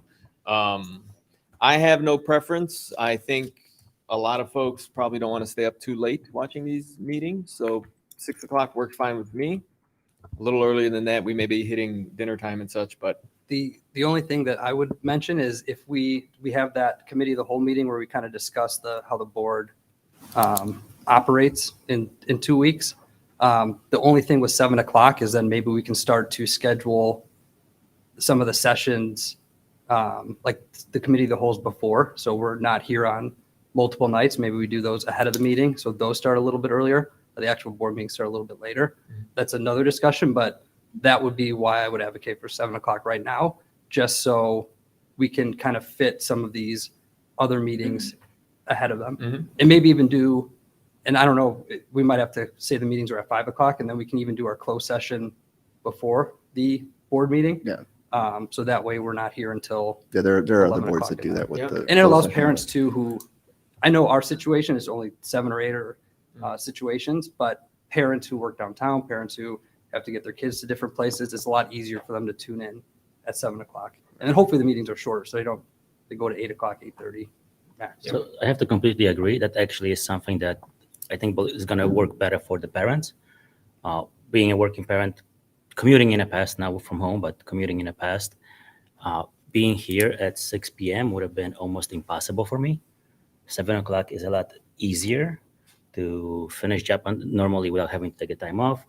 And at the same time, being here to participate actively as a community should, to view, come by, comment during the meeting. So I believe 7 would be great. At the same time, it does give us the opportunity for that, consolidate all in one day, make it easier on the SLT and on the community to potentially do the community as a whole or other community meetings prior to the Board of Education meeting. And the potential for dinner before meetings, as was Plus one. mentioned earlier. My only thing is I don't want it at 8. That's way too late. That's too late, and I'm Agreed. worried about the Agreed. SLT members having to stay Always that agree. long. I know you haven't commented, but I have experienced it all. I think on behalf of the people that, not just SLT, but you can see there's a lot of people who are here coming straight from work. So I fully recognize that. I think I'm think 6 works nicely, but obviously, we're flexible. I have had it 7 o'clock. I've had closed session before meetings. I'm very familiar with having committees prior to the full board meeting to consolidate them into one evening. So I'm open to all of that. I think I will just say, I'm sure the closer it is to the end of the workday, the easier it is for those who stay, who are actually staff members. The other thing about doing closed session before the meeting is if you have lawyers that you're paying hourly at your meeting, you get them out of the way first. So you're not having to, Robert knows. I like the idea of closed session before meetings. Yeah. Which is better for you? So are we, if we do 7 o'clock now, are we stuck at 7 o'clock for the whole year, or are we allowed to rearrange things later? Because again, we're all sort of new at this. I don't know if we are going to find, Does it have to start like 6 o'clock, 7 o'clock, or can we do like 6:30? yeah, can we split the difference? You could Compromise at absolutely. 6:30. And see how it Try goes, see and how it then works. if that's not working, we could always go back Then we to can- 7. Yeah, I Yeah. think it's just being mindful of setting these out a year ahead for the Okay. public. That really then establishes that, as well as our, Because we know that we start now at 6 and we know how long sometimes it takes. So the later we start, we're going to be here way even later than that. So That's a very fair point. But one thing that during the campaign, I had a chance to talk to many board members from other districts. And one thing that, for me at least, came as a shocker, that they said, oh yeah, our meetings, hour and a half in and out to get over the closed session, or 2 hours in and out. And you still are able to be efficient, you're able to take care of everything. And we're doing 4 hours plus closed sessions. I mean, I don't know how you do it, but I think coming from corporate world, I think we need to be efficient. We are board members, which means we're executives of this organization. We should be able to ask for efficiency, and with more efficiency and ability to put that closed session ahead of time. I mean, it's almost like starting at 6:30 if we have a closed session. Yeah, but if we put the closed session ahead of time, we all still need to be here. Everybody would still be able to get here, say 6 o'clock closed session. I would, yeah, but the public obviously can't be. Right, here, but so- that's right. my question. Is it because we also need all 7 of us here at a Right. certain time? Is that So that's I okay? agree with you. It would be much more difficult for the audience if we had closed session in the beginning. Well, Well, if as long as we are clear about our closed session starts at 6 and we're done before 7, so that the regular meeting starts promptly at 7. I think that would be okay. Just be mindful when you do it before that if the closed session is oftentimes, maybe 15 minutes, then there is that gap of time that you all are sitting here in between. That's the only negative. I've had closed sessions in the middle of meetings. It's bizarre, and everyone does them different ways for different reasons. The nice thing is that then you do have an end time, so your closed sessions can stay shorter and efficient for sure. Yeah, so maybe we should set at 7 and then we can play with closed session times, right? Before or after, and if we try before and it's not working, we can, I don't know, sort something out as a board, right? 6:32. Does that seem reasonable to everybody? We 7, kinda Daisy, are like- you okay with 7? We kind of like 6:30, You kind of like 6:30? just because it's It's in between? in between, yeah. As I And said, then try it in really a couple of doesn't months, and if it's affect- not working, we change. I mean, let's face it, that's what we're supposed to be doing, finding something that works for everybody. Okay. Robert? You know, I like the 6 o'clock. I know that's me. I know I'm making it difficult, but I am thinking more of not being here so late. But I'm also taking into account. That's why I don't want to come at 8 to start. Yeah, I'm Eight- also, I think 8 is out. Nobody wants yeah, to do no, 8. 8 is out. Yeah. But also too, we have presentations like today. Would it have been easier for the Kindness Club to come right after school? I don't know. I don't know the answer to that. If it's easier for them to get here at 6, or was it easier for them to get here at 7, or the other folks that are presenting? We do provide them with food, so that is That's true. good. Um, The kids get to eat. But to be honest, I could go either. I have no preference either way. I just want to make sure that, all of us have, I think, kids in the district too, just to make sure that childcare is taken care of, et cetera. The one advantage of having it earlier, whatever time we decide, than later, is that when we have a presentation by a school district, the students have to come. Or like tonight when they came, it's better for them to have come earlier than to come later. And then to clarify, this would take effect in July, right?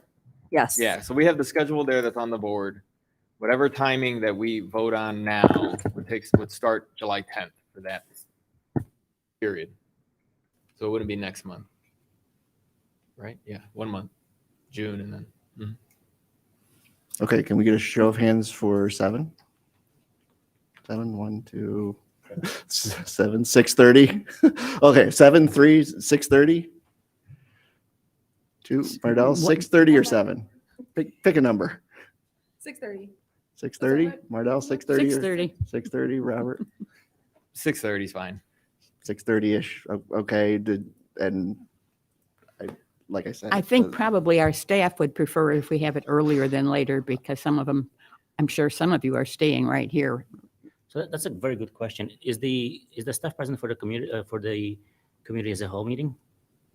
Yeah. Yes. So if we Yeah. have those, if we're able to do it at 7 and then do that meeting ahead of time, that's actually being a lot more respectful for the staff, Yeah. taking out one evening from the month versus more. Yeah, we only have 1, 2, 3 committees of the whole that are scheduled. So that would be 3 nights that we would be able to consolidate if we did that.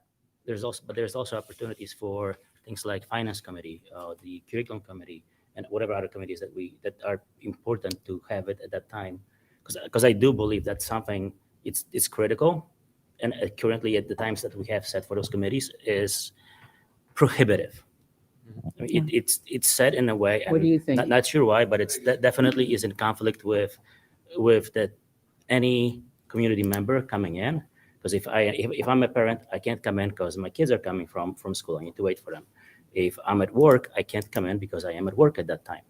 So I think 7 o'clock gives us that opportunity to really consolidate a lot of the meetings into one block. So if we're saying a start time of 7, we would then try closed session at 6:30. Is your microphone on? Yeah. Okay. Sorry, you want me to talk louder? You're very soft. I'm sorry. if we decide to start that at 7, would we try to start closed session at 6:30? Oh, I see what you mean. Oh, that's a good idea. And also, every meeting doesn't have closed You session. get the Yeah. closed session You know, out of the so- way. so- Yeah. What do you think, Mardo? Yeah, that's a good Does that idea. sound good? We'll try it where we'll do 7, but if there's a closed session, we'll try and get it in beforehand. And then if- When that's possible, right? If I could just say That's one it. other thing, if we could also have, the students don't have to present necessarily, they want to present to the board, but it doesn't necessarily have to be at the board meeting at 7 o'clock. They can do some of their presentations earlier. We can put it online for them. We So can I know work it's with- we can work between counterintuitive that that. starting later, it would seem like we're going to stay later, but doing some of like the stuff that take up a little bit of more time before, so we have a time constraint, so we can get out of the closed sessions and make sure we're being efficient with the time. So I promise you'll get out earlier. Yeah, I mean, if we do 7, and I think that's one of the discussions that we'll have when we do our self-assessment as a board of how to be more efficient. That's something that we will definitely have to take into account of, making sure that we are not all here so late. Because the longer we're here, the more fatigued and the less effective we are. One of the reasons our meetings do go a little long is because we are all talkative and we can't come to conclusions very quickly. So- For example, if we're discussing meeting times. Our conversation's a little bit Okay, longer than necessary. So I'm gonna give it to the 6 of you because 6:30 or 7 is perfectly fine. I think we can tweak the closed sessions either way or the committee things to make it work out as part of the board discussion. Can I get a But show? we have to know which way, because the Right. So I'm gonna audience ask has to know. the 6 of you again. 6:30. Can I get a show of hands? 6:30. 7. All right. I think we settled towards 7. So let's make a motion for 7 and get it done, and we can tweak committees and such later. I'll make And if we don't like it, we can change it. We do have the authority to change it. It's just a little. Is there a second? I'll second. All right, so I made the motion. Zach seconded. Be it resolved that on the 8th day of May, 2023, the District 59 Board of Education hereby sets the date, time, and place for its regular meetings in accordance with the listing of meeting dates and times attached to this resolution. And then make the Can you, exception that- yes, the Being exception with the 7. start time. Being 7 p.m. start time for meetings beginning on July 10th, 2023. All right. Okay, hold on. Because Lucas, didn't you already second that one? No, Sarah did. But you seconded it like before we start talking, so just scratch it off then. Yeah, because we're restarting with the 7 So o'clock we're time. Yeah, okay. So I just scratch it off Yep, here. so just put want to Robert make my and job Sarah. good, but okay. and then cross out 6 and write a 7. And then just okay. Okay, can I get a roll call vote? Daisy, roll call. Mike, okay. Okay, give me. Okay. So it's just okay. I'm gonna start with the first one here. So it's Zach. Aye. Okay, and this is for 7, right? Mhm. So Espino, I say nay. Johnson. Aye. Okay. Mancilla. Aye. Sager. Aye. Schumacher. Aye. And can you say it? Chestnut. Chestnut. Chestnut is fine. Chelsea? No, but how you say it? Chestnut. Chestnut? No. Perfect. Aye. Aye. We'll get it. How about Lucas? Lucas. How about is Lucas? perfect. Can I say Lucas? Can I say Lucas? Lucas is perfect. We will get it. I will get it. Mhm. Okay. All right, Daisy, we good? Yeah, I'm just checking here because Do I need to write where it says A's, nays? I just want, I'm No. just, no, you do that. She's got all that. You just gotta make all the notations. So then after that, You say the motion passes. motion passes. There you go. Okay. So moving on, 4.07, appointment of IASB Governing Board Representative. This is the board member who connects with IASB. Mardell, were you the IASB board rep for now? Or was Randy it? IASB? The going and doing the delegate voting and that sort of thing. Depending upon when it is, Yeah, I don't mind. if It'll I'm be at going the to be November the meeting. delegate. When is the next one? This November 18th, I want to say. Oh, we something got, like That's who knows what I'm doing? Yeah, November we're talking about 18th. the Triple I conference where you Sorry, go Triple and I. you vote as It's the downtown delegate. Chicago, right? That's what you used to do. Mhm. Yeah. Yeah, I can And- probably do it. And then as IASB Governing Board Representative, you also go to the IASB events and that sort of thing, which I think you do anyhow, right? No? There's usually not It would- any, Maybe I'm confusing. just a conference. And then Randy, then- was it last time? Okay, so if it's a time commitment, does anyone want to volunteer to do that? And a little more info here. So the Illinois Association of School Boards, they do their annual conference in downtown Chicago, where all the school board members in the state attend. And there are certain policies that the state level school board will enact, and they'll ask for feedback from all the other school boards. So, for example, the delegate here would go and vote how we instructed that delegate to vote in those discussions. So, So- she would be that representative in that forum. So while the rest of us are getting a nice lunch, they have to go sit and vote. That is true. Anyone else interested in doing that? I don't think mind. it's very not necessary, but important that as many people as possible can go to the convention. Yes, You don't have to everybody be should the try and do delegate, that. But it's an enjoyable weekend and there's lots of activities and meals and so forth that you're entitled to go to, and special program at the last night. So are you okay being the official IASB board rep? I can be your backup. Okay, And then we'll fine. decide later on Fine, who does the that's fine. delegation votes and that sort of thing. That seem reasonable? Do we need a motion on this? My Or is it problem is just- getting downtown because Okay. I don't drive downtown at Joe night will anymore. drive you. Yeah. Thanks, Robert. Okay, so I'll make the motion. Be it resolved on the 8th day of May, 2023, Mardell Schumacher is appointed as the School District 59 IASB Governing Board Representative. I shall serve as the alternate for the IASB Governing Board. If that's I'll There's a second lot that of one. good programs that you can learn a lot. that Okay. are That's a short, motion by hour Joe. and I a And half. second by And you Robert. second. Thing. Okay. And then roll call. Can you Angie, nice cycle so you room. start with yourself Yeah. now? Oh. So go. Espino, aye. Johnson, Aye. Mancia, Aye. Sager, Aye. Schumacher, Aye. Lucas, Aye. Zach. Aye. And the motion passes. All right. Okay, 5.0 comments and suggestions from the public. We're going to check and see if anybody signed in since the last meeting. Otherwise, we can get our. Yep. No? Okay. Otherwise, we can move on to 6.0 presentations, NSSEO fiscal year 24 tentative budget presentation. We've got Dr. Judy Hackett, superintendent from NSSEO, and Gavin McGinn, who is, I wrote your, thank you, Director of Business Services. I made sure I wrote it down because I just know him as Gavin. So. Good evening, everyone, and thank you. We always appreciate the opportunity to come and present to this board.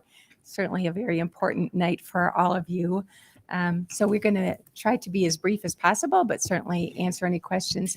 For our new board members, we also included for everyone just an overview of NSSEO.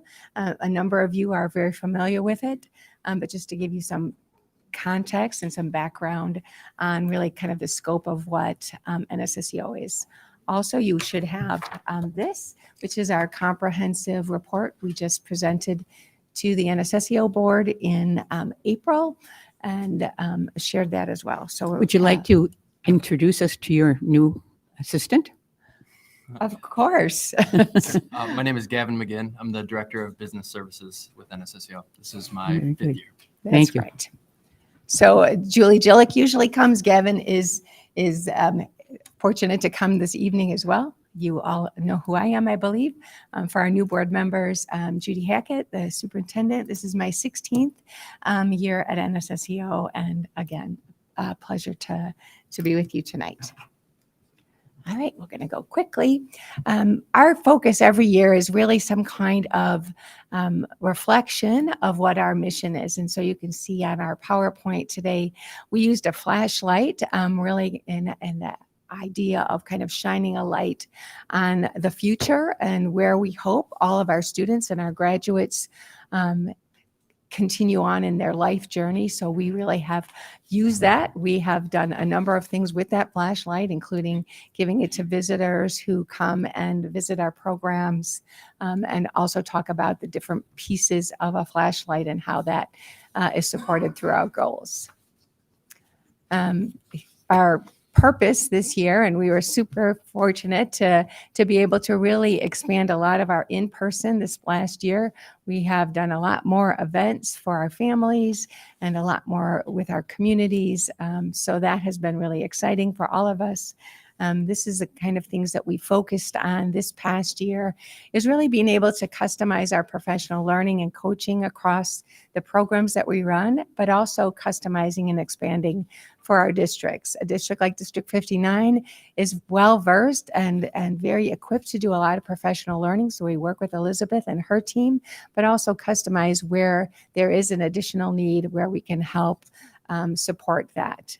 We also have worked a lot with leadership teams across districts, really in a facilitation, really deepening the impact on students.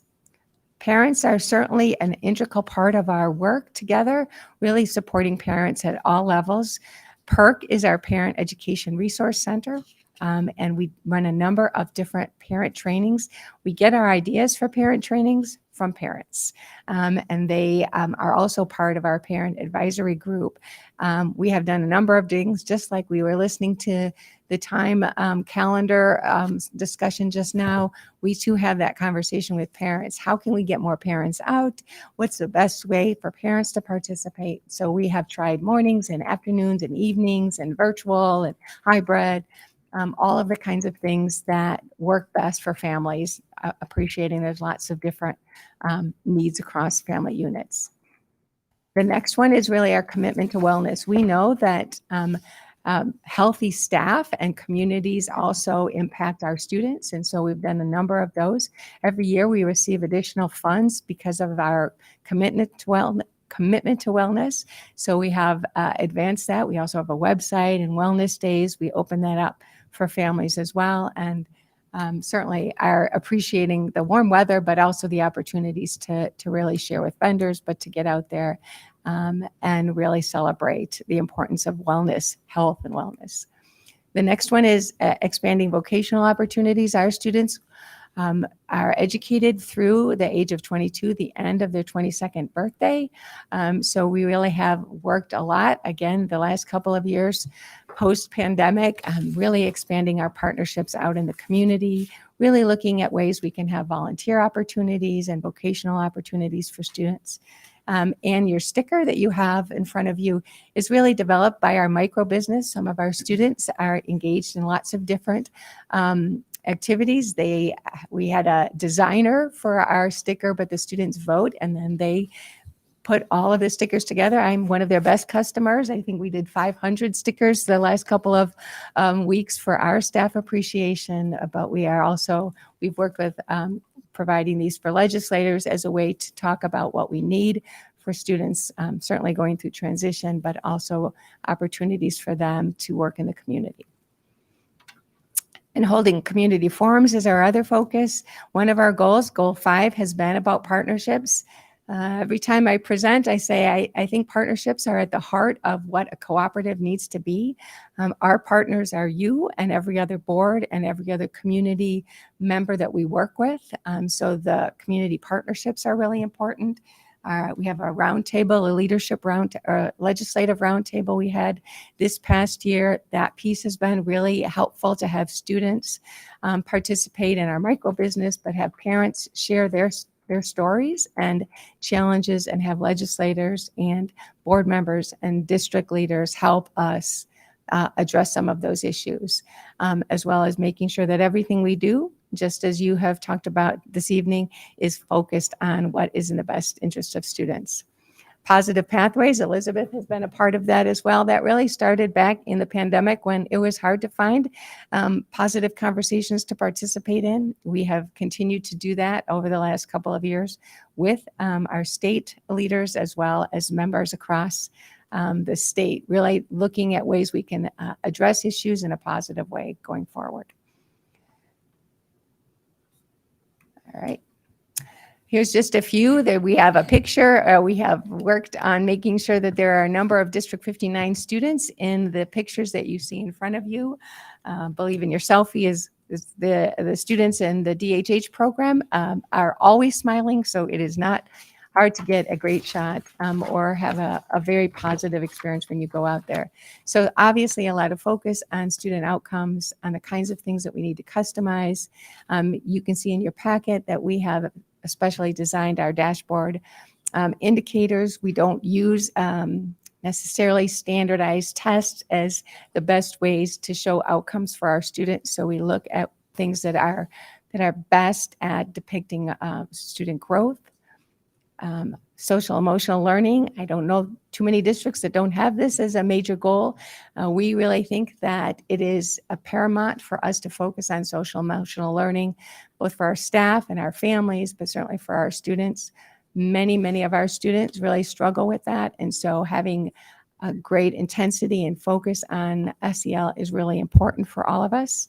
And for our programs that we run, we do a lot of professional development on SEL as well. The third one is really supportive, collaborative, and person-centered learning. So really making sure our environment is inclusive and supportive. This is where our DEI work is also housed. We really looked at how can a co-op, a special education cooperative, do an equity plan. So we worked on customizing that for our community and had a committee of staff. We did a survey and asked who wanted to be a part of it. We also had a board member participate and staff from all across our cooperative. We really did feel like we just presented on that this last board meeting and incorporated it into this continuous improvement plan. How do we attract diversity in our staff?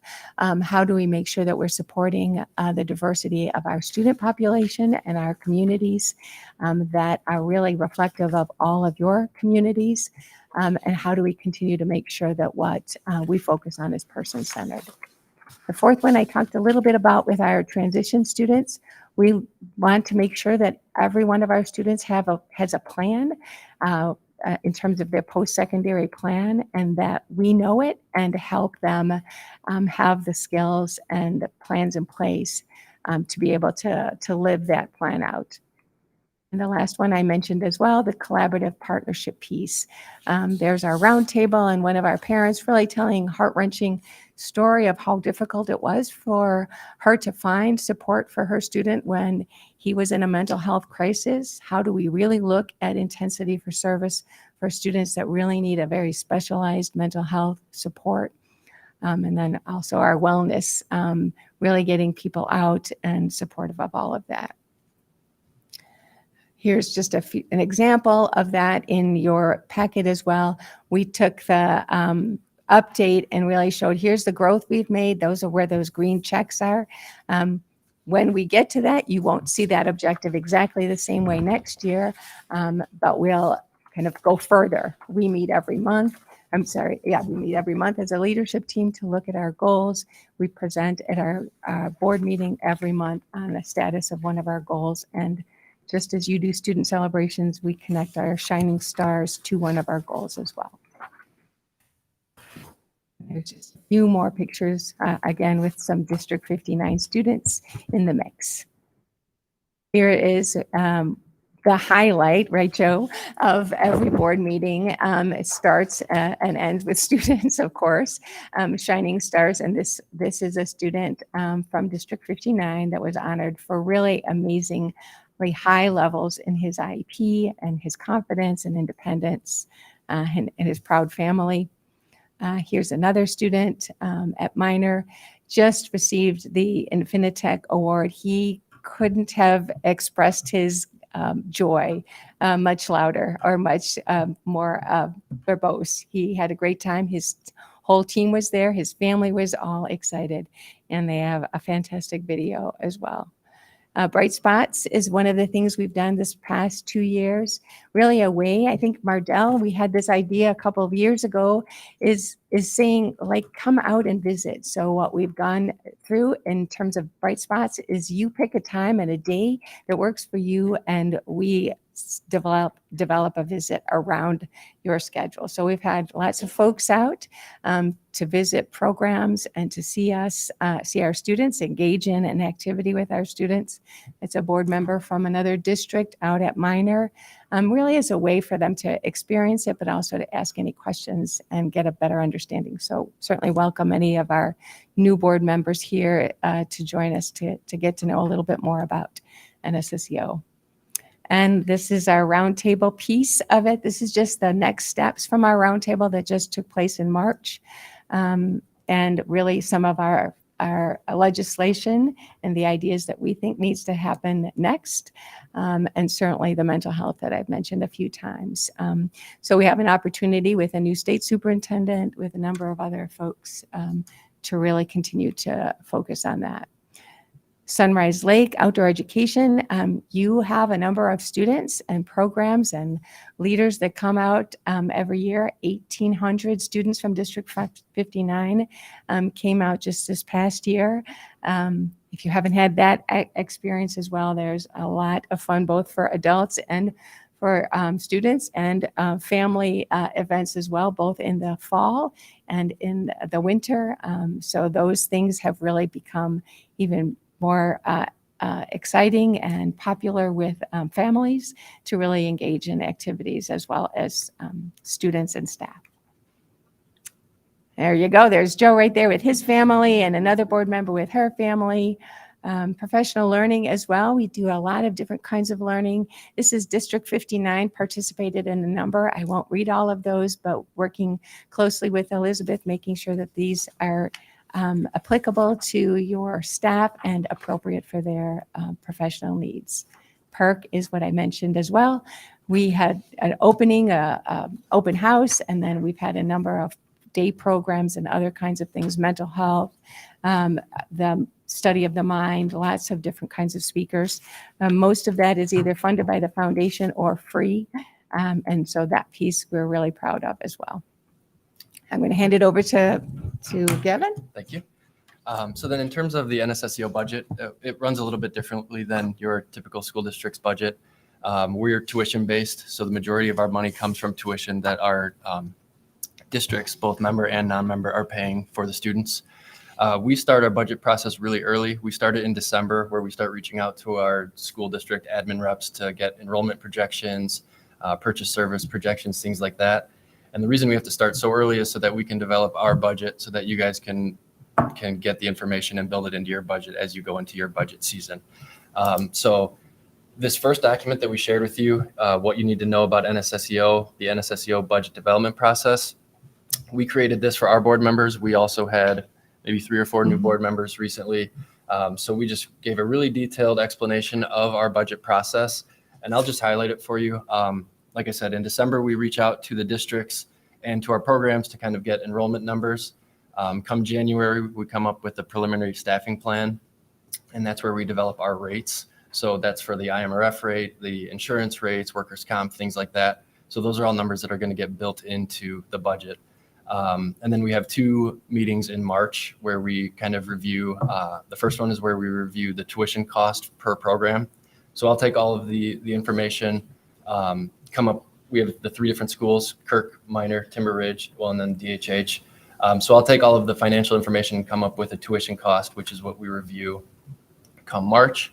And then at the end of March, we will give you this next spreadsheet, or this next document I gave you is kind of built up for each specific district. So it has your specific district's information here. As you can see on the third page, this is just a snapshot of the District 59 budget for next year. So you'll have 21 students at Timber Ridge, 14 at Minor, 3 at DHH Elementary, and 1 at DHH Middle School. Again, we're coming up with these numbers in January, February, March of the year prior. So these numbers do fluctuate as the year starts. We'll reach August and you may have had 2 more students move in or a student move out. So we're just taking a snapshot so that you can build it into your budget and kind of go from there, knowing that numbers will fluctuate throughout the year as enrollment changes or purchase services change or things like that. So you can also see under the tuition programs is the services and other programs. So we have some vision services, some assistive tech services, OT services, things like that, that our districts purchase from us. And those are the different purchase amounts that District 59 is planning to utilize next year. And then the final sheet is just another screenshot. But what this does is the first column takes last year's budget. The middle column is kind of where you are right now. So this is where you may have added a student, subtracted a student, things like that. And then the third column is the estimated budget for next year. So this gives you just a little bit of a view of where we started this year, where we're at now, and then what next year's anticipated numbers are looking like.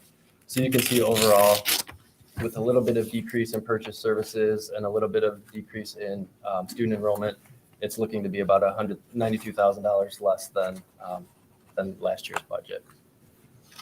Does anyone have any questions or? Yeah, let me ask, just so for my own understanding. So we have a projection of approximately 40 students for next year. And then let's say there's 50 students. There's so that the extra, the district would pay at that member rate, right? Correct. That's the difference, right? Yep. Versus the non-member rate, which is Correct. more expensive. The non-member rate is about 30% more. We do that intentionally. We want to have all of our member students in the buildings and things like that. So we do charge a non-member rate that is 30% higher to kind of offset some of our member district fees. Sure. And then what happens on the opposite side of the coin? Let's say there's 40 projected students, but only 25 actually use the services. Then we just invoice you less for the tuition. Yep. So we have a very detailed spreadsheet of all the students, enrollment dates, exit dates, things like that. And our billing coordinator keeps up with that daily. Seriously, we have students coming in and out every day. So it's very comprehensive, and we make sure to know when we're sending out those. Sure. So the payments that we actually make is probably more for Ron. The payments that we actually pay out, it's like a per usage, right? We're not actually sending a check at the beginning. Of the Correct. semester. Yep. Right. So we bill 3 times throughout the year. We do it about halfway through the year, and then closer to the end of the year. And then in May, we send one final one. It could potentially be a credit back to the district. Like if there's a student who left in between those final bills, we'll send some tuition credit back. Sure. If you had another student start maybe in April or May, then there might be a little bit additional tuition billing. And I believe that was last year, right, Ron? Did we get a credit last year? I think I thought I remember. That is correct. Okay. Yep.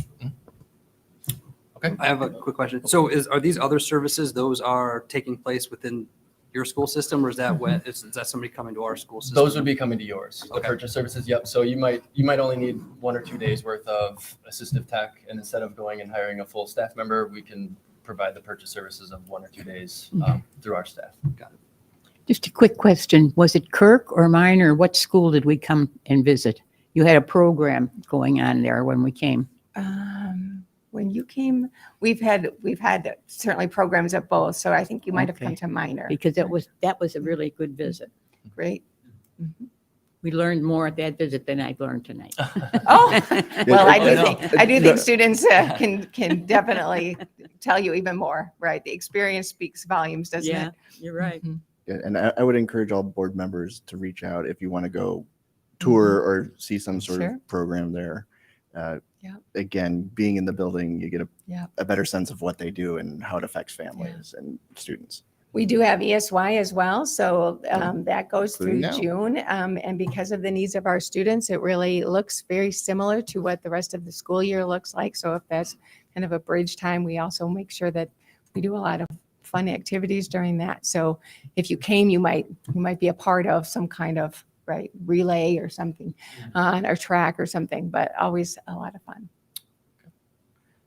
I don't see any special projects in the budget. Is there something coming up that we should be aware of? I don't know, next year or Facilities, Facilities wise? Yeah, so we actually just signed on with Archon Architects to do a 10-year facility plan. So they're coming in, they're actually starting within the next couple of weeks where they're going through every single building, going through all the different aspects of it, and coming up with a really comprehensive 10-year plan to kind of look at where we need to make improvements and things like that. So that's under the process right now. I'm glad to hear because I know some of the rooms get pretty cold. Yeah. Yes. Yep. Anyone else? So one other thing we're pretty proud of, on top of the tuition and some state and federal money, we need to send out a lot of grants. So these are some big grants that we've gotten recently. The Stop School Violence Grant, that's something that we got that's going to allow us to upgrade all of our security systems, cameras, things like that. So we're really excited for that and the opportunities that's going to give us. And then some of those are just some other smaller grants, some larger ones for some the Timberridge fire rated stairwell doors. That was one that came up on our 10-year life safety plan. So we're really excited to be able to move forward with that. And we received half the funding from the state to do so. So. Certainly just keeping with our theme, we have fundraisers. We have a foundation that, just like you, are dedicated volunteers, giving of service. We have a number of folks that were either part of NSSEO in the past or a community member. The foundation, we have a bingo night this year. I think Joe was at that one, as well as a number of our other board members. Just a great special evening and a lot of fun. We raise enough money to do some of the kinds of things that we want in terms of mini grants that are really supported by our staff, and just also a really good community partnership. This is just, again, I do want to give a shout out to the exceptional leaders here, starting with Terry and Elizabeth and Katie and Tom and Ben and Ron and others that I've known for a number of years here. And of course, Joe, our board member, and really involved in lots of our committees. It does really take collaborative partnerships to make this work for kids with all sorts of unique needs. And it has been just a true honor for me to be a part of it. And I want to thank each and every one of you for the opportunity to partner with you. All right. That's it. So does anybody have any more questions? No? Then I'd like to request that we move the action item that we have on the agenda, 8.01, which is the approval of the budget for NSSEO. And I'd like to do that now, if everybody's okay with that. Then we can do it while you're here in case any questions come up. Perfect. So sorry, Daisy, there should be towards the end of the older 8.01. Yeah, I can make the motion. So be it resolved that on the 8th day of May 2023, the Community Consolidated School District 59 Board of Education agrees to participate in the programs and activities of the Northwest Suburban Special Education Organization during the fiscal year 23-24, approves the fiscal year 23-24 budget for this organization as presented by the NSSEO Governing Board, and agrees to pay the district's pro rata share of the organization's budgeted revenues. And Robert will second. And then we need a roll call. Okay, Johnson, Aye. Mancia, Aye. Sager, Aye. Schumacher, Aye. Lucas, Aye.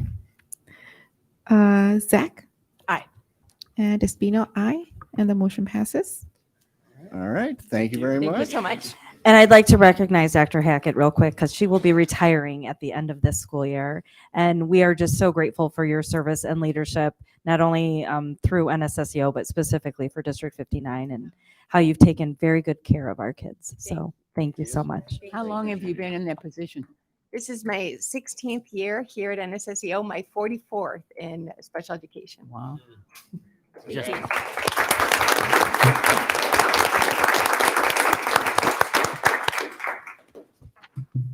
Okay, so jumping backwards, we are at another presentation, 6.02, Educational Alignment Study with Wold Architects.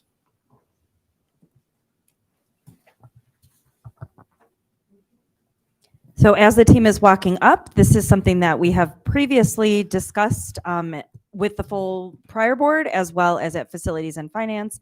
So these are representatives from Wold Architects who are partnering with us. They also were able, both Allison and Mike were able to be with us at our Brentwood community engagement evening around facilities and really participated and was able to hear from a number of our community members and families and staff members as well. So we thought this would be a great opportunity for our new full board to learn a little bit more about this process and what their work entails. So I'll turn it over to you. Okay, thank you, Dr. Bresnahan.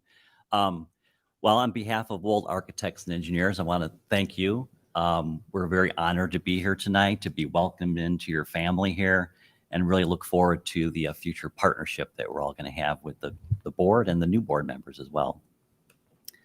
And we really did enjoy getting to know the Brentwood community there. So today we're going to talk a little bit who Wold is and what we're about, introduce you to our approach, and really talk about the next steps of the educational alignment assessment. And feel free to ask questions throughout the process. So the team, again, I'm Mike Eichhorn, and I'm an associate with Wold Architects. Our office is not too far from here in Palatine, Illinois. And I will be your principal in charge. So I'll be the point person for all communication going to our team, and really making sure that our goals are met as part of this assessment. And I'm Allison Andrews, associate and educational planner with Wold. So my primary focus is in education, and I get involved in these studies and these assessments as a voice to help bring all of the stakeholders to the table and hear the voices of your administration, your staff, as a part of the process. Mm-hmm. We also believe that part of the relationship building is becoming part of your community and understanding what your priorities are. Each community is different, and we bring a certain expertise, but we also want to develop that true uniqueness and make a difference in your community.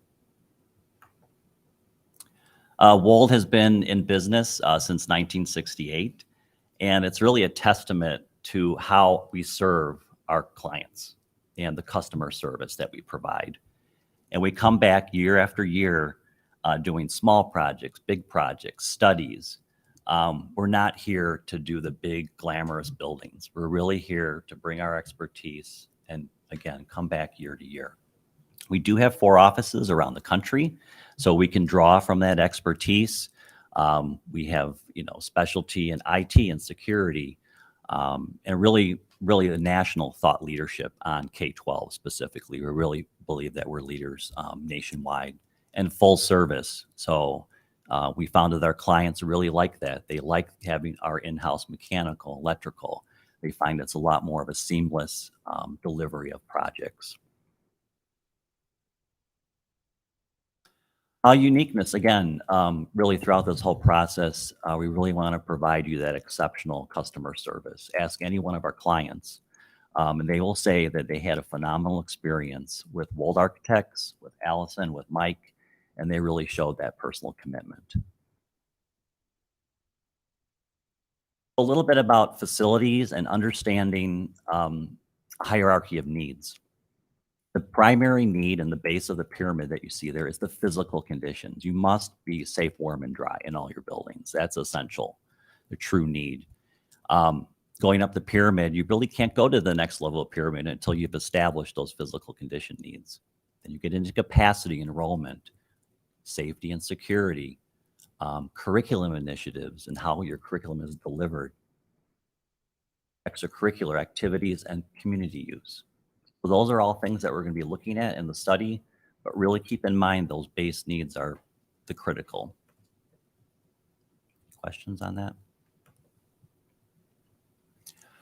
A big picture, this assessment is feeding into a larger master plan for your facilities. This is really just kind of a first step. It's the data gathering. That's all we're doing. We're taking a snapshot in time. We're not coming up with solutions or big recommendations. It's really to come to a common understanding that we all agree on the facts before we proceed into further steps about what solutions might be. And we want to get multiple voices, multiple stakeholders involved with this, not just one or two people. And we will be looking at your 3 junior highs and Brentwood Elementary School. So that's kind of the first phase of this. And if you look at the data that we're collecting, you think about it in quantitative data and qualitative.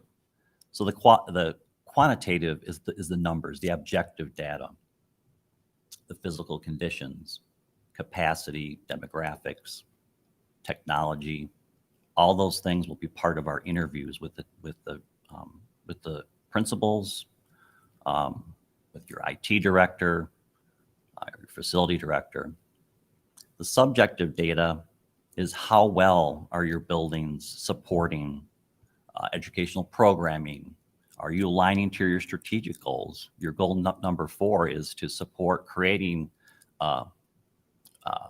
equitable experience for all students. So that's already part of your strategic plan.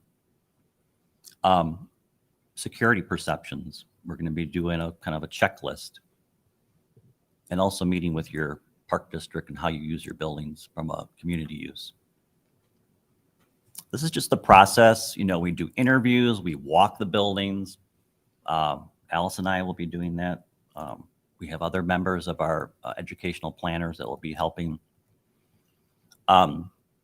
Looking at everything from how you schedule the buildings. All of it will be documented, so you can get part of the final report, so you can all read what was discussed, and developing those visual graphics so you can communicate this back to your community.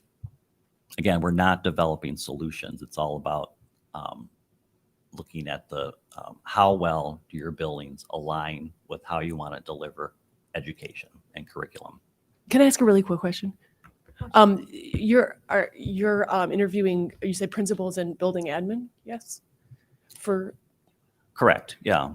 Are you going and talking to individual teachers, for example, or is it just building admin? So typically, what we'll do is we'll start, our first round of meetings will be with kind of the district or the building administrators, just to make sure we've got a good sense of how the building is currently being utilized, or what the objective is for how you'll be utilizing it in the coming year, since we're kind of right at the end of that school year. And then the second round will be to meet with, typically we customize it based on the district, whether you have kind of a building leadership team, bring in those other representatives to represent the staff voice. But we leave that to the discretion of the building and the district administrator of what that group, how that group is made up. But certainly want to bring them in as the day-to-day users of each space and of the building as a whole, and understand the challenges that they might face, the needs that they see as well. I just wanted to make a comment suggestion just based on feed community, especially teachers' feedback I've got this past few months. I think randomizing versus getting just a couple of representatives would be a first great step to get a more of a clear picture, and at the same time ensuring anonymous feedback to allow for openness. I think is going to be critical, and of course, working with our union would be great as well. Okay. Thank you. Yeah. So part of our walking the buildings is to look at how each and every space is utilized today. How many hours of the day is it used? What's the function? How many students are in the buildings? Really kind of top to bottom, the full utilization of each room, the circulation through the spaces, the safety factors. That's all part of the capacity analysis. Can I ask a quick question? Sorry.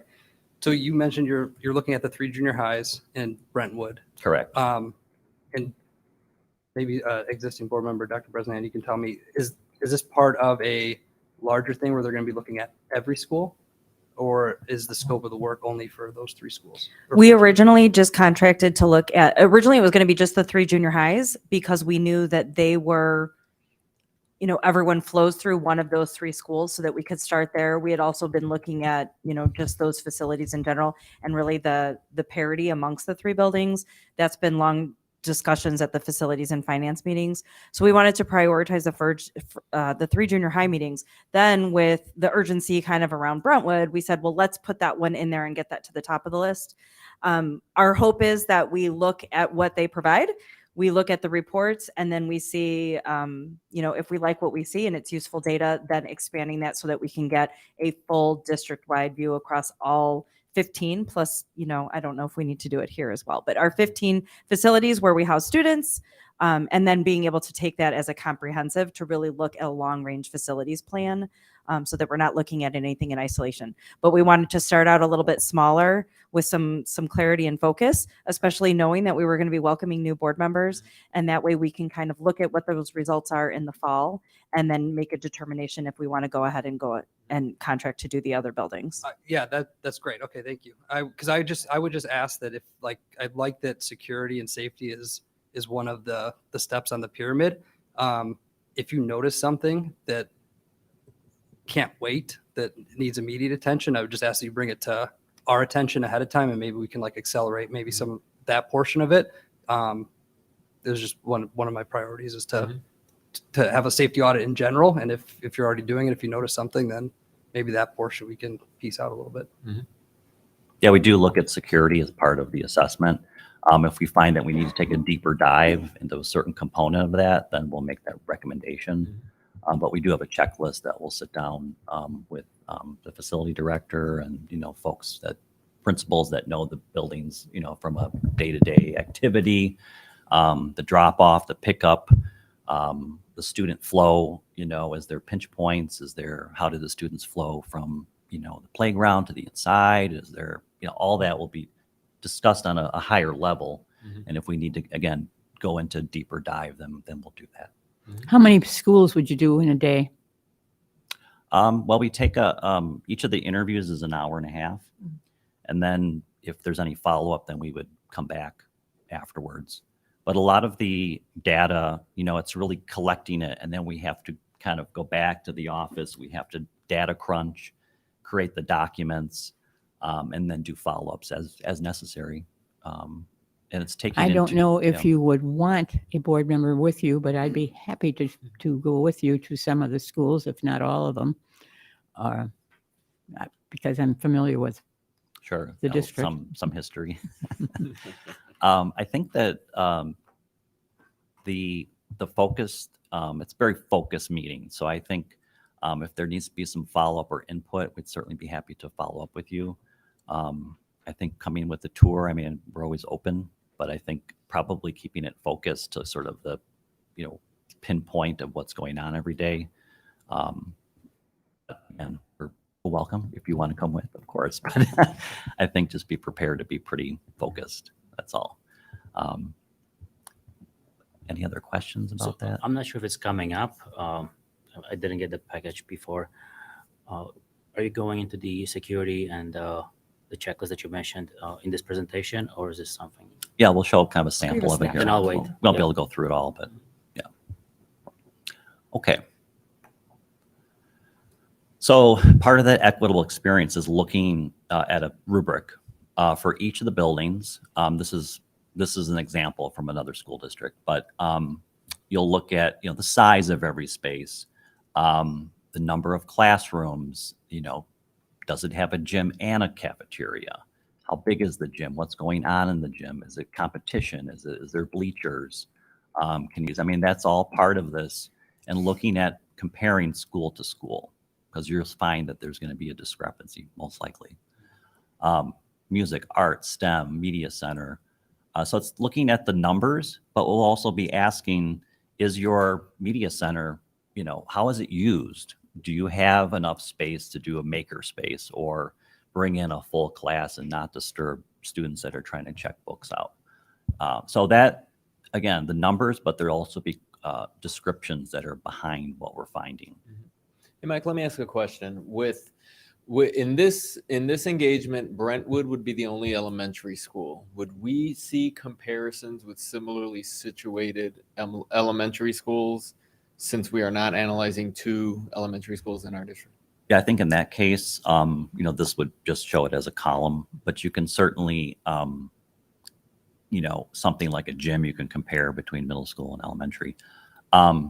We, in our assessment, we will say that, compare it against industry standards, best practices, our own knowledge as a corporation, with the number of projects that we do. We'll bring that experience as well, things that we're finding on a kind of current level, even things over the last year that are trending, whether it's out of COVID or hybrid learning environments, things that are really current. So, And I think that comparison to best practice will come with the explanation of, that standard might be based on some research, some rationale of why that's kind of the way things are trending. So understanding that, when your facility was built, that might have been different, so that you have an ability to sort of kind of take that with a grain of salt of. Are the best practices, I know this might be tough to answer, but like, are we able to, or will we be able to understand, for example, how a brand new constructed elementary school would look if it had the same student population, same demographics, et cetera, compared to like ours versus that was built, decades ago? I don't know when we say best practices or industry standards, if that would kind of illustrate what that is. Go ahead. Okay, I was gonna say, typically when doing that, we're looking at it kind of component by component, just because certainly your particular facility is also going to be driven by the programming that you offer, or perhaps don't offer. NSSCO is just here. There's certain things that you use other resources to do. So I think to a point, yes, but also to a point, to a point. Yeah, I think a really good example is like construction of a class size. Yeah. And that, having gone through this experience and building a brand new building before, it's looking at today's standard would be how many, I'm going to put you on the spot here, both of you. So if you were to build a brand new building, and a typical elementary class size would be how many square feet? 900 square feet. If you look at a building that was built 20 plus years ago, you're probably, the standard back then, I believe, because I had a building built 20 years ago, was I believe 700 square feet. So it's going to be able to look at that. I think you're going to get a good idea of what you're asking about, because we're doing the 3 junior highs. We'll be able to see those side by side, which hopefully then when you see Brentwood in isolation, you'll say, okay, do we want to compare that across the other elementary schools so that we can get that comparison and then embark? If we don't like it, then we don't have to. But I think there is good, you'll be able to see the value in the side by side for parity's sake. And I just want to follow up on this. So there's like an industry standard, but will we be taking into account the needs of our students? So if I have, for example, the industry standard is based off of 20% of students are receiving interventions, but we have 40%, something like that. The space utilization is based off of our needs for those students, right? Of course. I mean, if you have more multilingual students, you're going to have a different kind of makeup of classrooms. If you have more special services, where you're doing evaluations, if you have greater need, I think if you're also working, what type of model are you looking for? If you're going towards a middle school model, are there learning commons? Are there the flexibility within the spaces? There small group rooms. So some of it is not even, it really depends on how you want to deliver it, your model of education as well, not just the size of a room. Okay.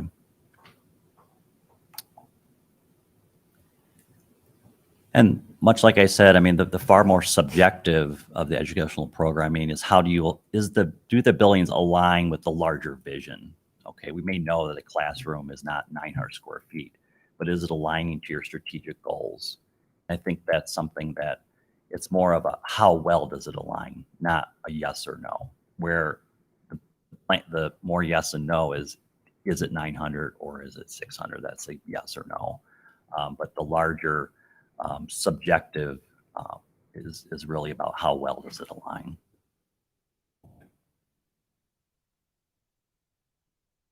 Personalized learning, we want to make sure that we're meeting the students where they are. Students learn in different ways, and each student has its own path. And so it's something that, 10 or 15 years ago, this might not have been discussed. but looking at student choice and understanding that learning can happen anywhere within the building. It doesn't just happen within the four walls of the classroom, that there's extended learning students, there's interventionists that pull students out, the interventions that go into the spaces, so then you need more space in the room. So all that is a much more dynamic service to the students. And also in the bigger picture, how do you ignite passion? That's part of one of your missions, and preparing students to be successful. So part of the data that goes into the report is data actually that you already have, which is your 10-year facility plan and the cost of that. That'll be included in this report. And that'll look at the site conditions, finishes, accessibility. And we do have a copy of that from your facility director. That'll be part of this package. The security analysis audit, there's a checklist. This is from another district, but it really goes through things like your security entries. Do you have duress buttons? Is the building perimeter, is there card readers, are doors left open? I talked about, drop off and pickup. Is there cameras? Is the circulation, are the corridors supervisable? Again, this is a checklist. It's not us taking super deep dives into it, but it'll start to identify kind of hot spots or areas that we should target. The community use, like I said, we will be looking at off hours. How are the buildings and the sites used? And we'll be, also interviewing the park district. So again, we had our kickoff. We met with the cabinet and kind of gave them an overview. We're going to be meeting with the principals, the principal leadership tomorrow to explain the process. And then this week and next week, we actually have the interviews already set up. And from there, we're going to have the teacher involvement. And that's really what's going to take place here over the next month. Over the summer, we'll be, again, looking at more diving into like food service and security, things that can be done over summer that we don't need so much staff involvement. And then bringing a report back to you in fall, kind of summarizes everything and starts to bring our findings in a comprehensive way. Again, looking at the buildings, not just for one element, but really comprehensively, how do they align? Okay. And I want to really emphasize the timeline here, more for my fellow colleagues here and for the folks at home, of the amount of time that it's going to take to do this assessment. Because it's not, what I want to avoid is, families that may tune in at the 1 yard line thinking that, you didn't put a lot of time into this. And to really stress that we're starting in April, it's going to be at least 6 months of analysis and assessment and interviews and data gathering. And it may extend beyond that if other issues come up, et cetera. But it isn't just a rushed, we went online, pulled some data, here's your report for you, et cetera. But it is a very detailed plus 6 month plus process that we're undertaking. Can I just mention something? I don't want to be redundant, but I heard you mention the security thing in the summer.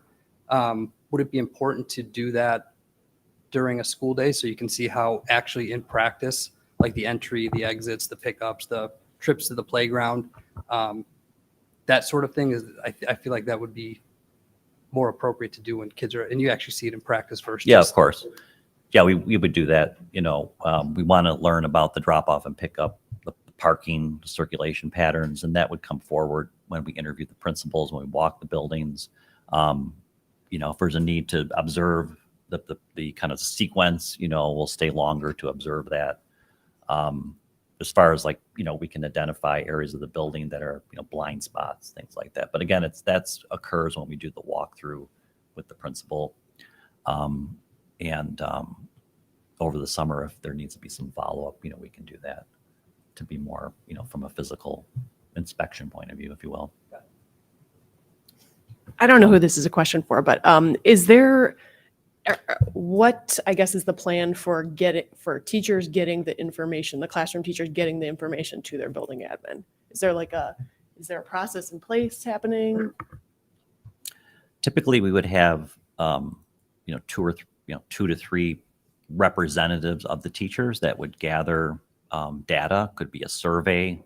So they come forward, and when we meet with them, we walk through that. If we need to ask some more questions, but generally they have a pretty good list, and it's pretty comprehensive, and it usually represents what the teachers are seeing throughout the day, building, room by room, more boots on the ground approach. But yeah, that would be, we want representatives of the group. Talk to every teacher. Love if you could. I just think it's so important. They know what's going on in these buildings. Oh, yeah. You're right. They know what needs to be done. It's just that I don't know if we take into consideration their voices all the time, but you're right. Yeah, They're the boots on would the there be a ground. way for us to have a group of them meet and then they would put together a list and the representatives would bring And I that think forward? that's typically, and different buildings have different systems that work well for their staff. So if it's we had one district that put together a Google Doc and every teacher was able to go in and just put in their comments and their thoughts. What we look for is for us to be able to sit down with, as Mike was saying, some representatives so that we can ask follow-up questions. And if they can answer them, great. If it's a follow-up question that they can't and they say, you know what, I got to go back to so-and-so, the first grade teacher that might have mentioned this thing, then we want to keep that dialogue open, but certainly want to provide as much opportunity to have all those voices heard. But, if we sit down with a group of 50 plus staff, it might not be the most effective use. Sometimes that's also not, someone might not be as comfortable speaking up about something in front of those. So they might better communicate if they have an opportunity to, as you mentioned, maybe submit something anonymously, answer a survey, or, I give my feedback to Mike because he has no problem going up there and expressing it for me. But so we want to be open to what the best way will be. And that's why we want to set that stage when we meet with the principals and talk through with them, what is the best way to get that from your staff. And I can't stress enough trying to make it so it's easy on the teachers. I mean, I have been in situations, and so I'm not going to point to anything that I've heard. Just myself, I've been in situations where I've seen questionnaire from my boss or Google Doc, which tracks who fills stuff out. I will not be honest when I get those. Now, on the other hand, third party or union administered, I don't know, maybe you can talk to union, that they'll give you an idea of what you can do. But something that makes me feel, oh yeah, this post survey, I just went through one. I mean, and I'm actually working on improvements plan in my company. It's anonymous. I have no idea who filled what out, because it was designed in a way that my boss will not know if my opinion is honest. Right? So I think I can't stress it enough, because I do believe we have a big organization than just principals or administration in a given school. We have a huge district. It makes it easier as long as we manage that feedback as a district, not as this school gets a survey, that school gets a survey, which was done in the past. So whatever you design, let's make it with teachers in mind to make it easier to give that feedback that we know is critical. Yeah, we want to get multiple voices. I just I like think to we'd say have that I work out agree with TR. I'm not sure how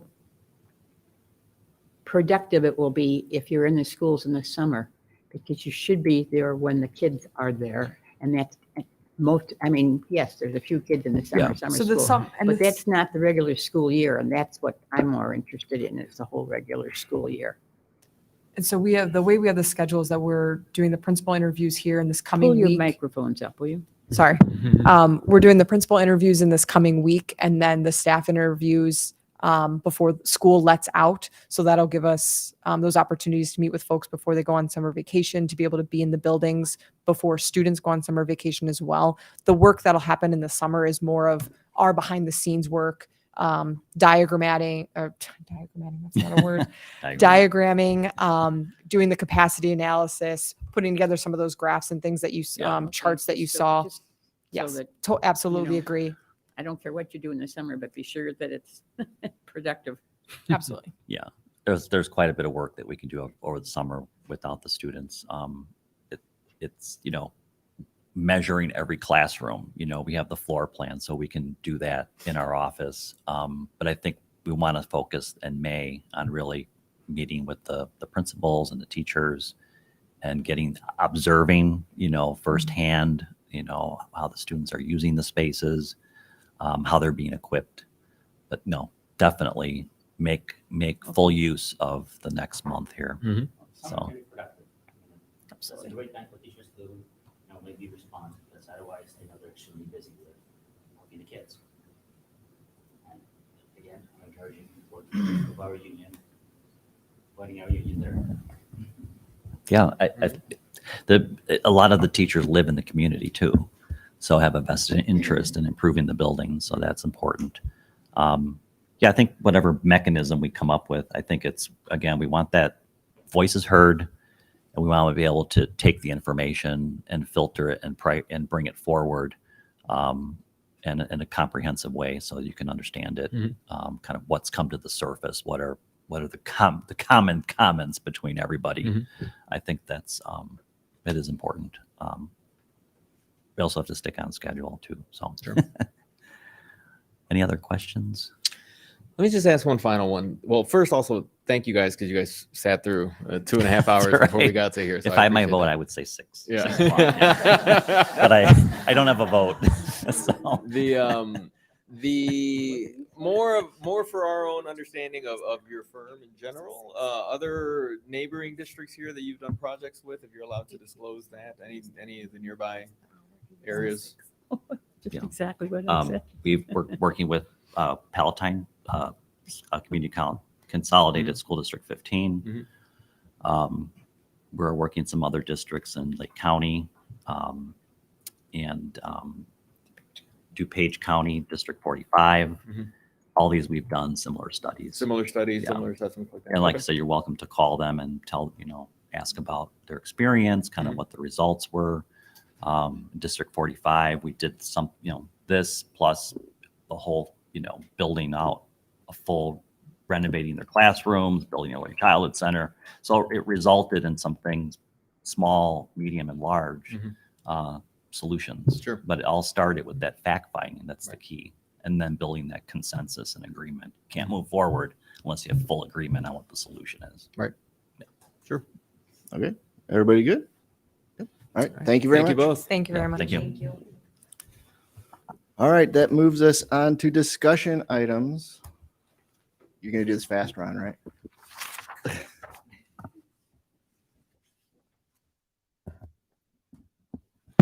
And then as Ron sets up, just for the new board too, so I'm sure all of the discussion items are what we will get in advance. We'll opportunities to ask SLT questions, and then we vote on it at the next meeting. And you'll have a chance for follow-up discussion at the next meeting if you think of questions or have questions that they can't answer immediately.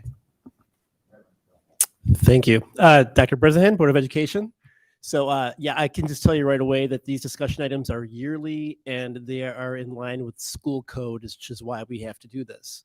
So first one is 7.01, adopting the fiscal year budget, putting the 23-24 tentative budget on display. So we would like to actually put the budget on display on Monday, August 7th, 2023 at the Admin Center.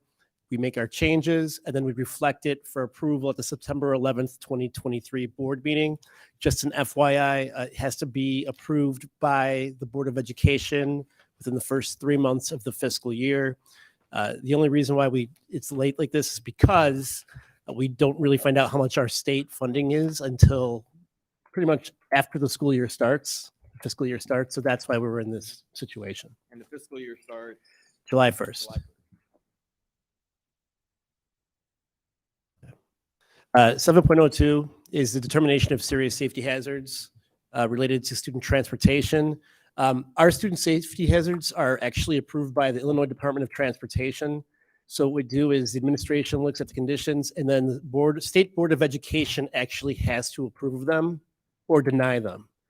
So what the district has done in the past is we can get crossing guards or just kind of we'll reroute in certain ways so we can avoid busier places so that nothing does happen to our students. But we do this work in consultation with the Illinois State Board of Education.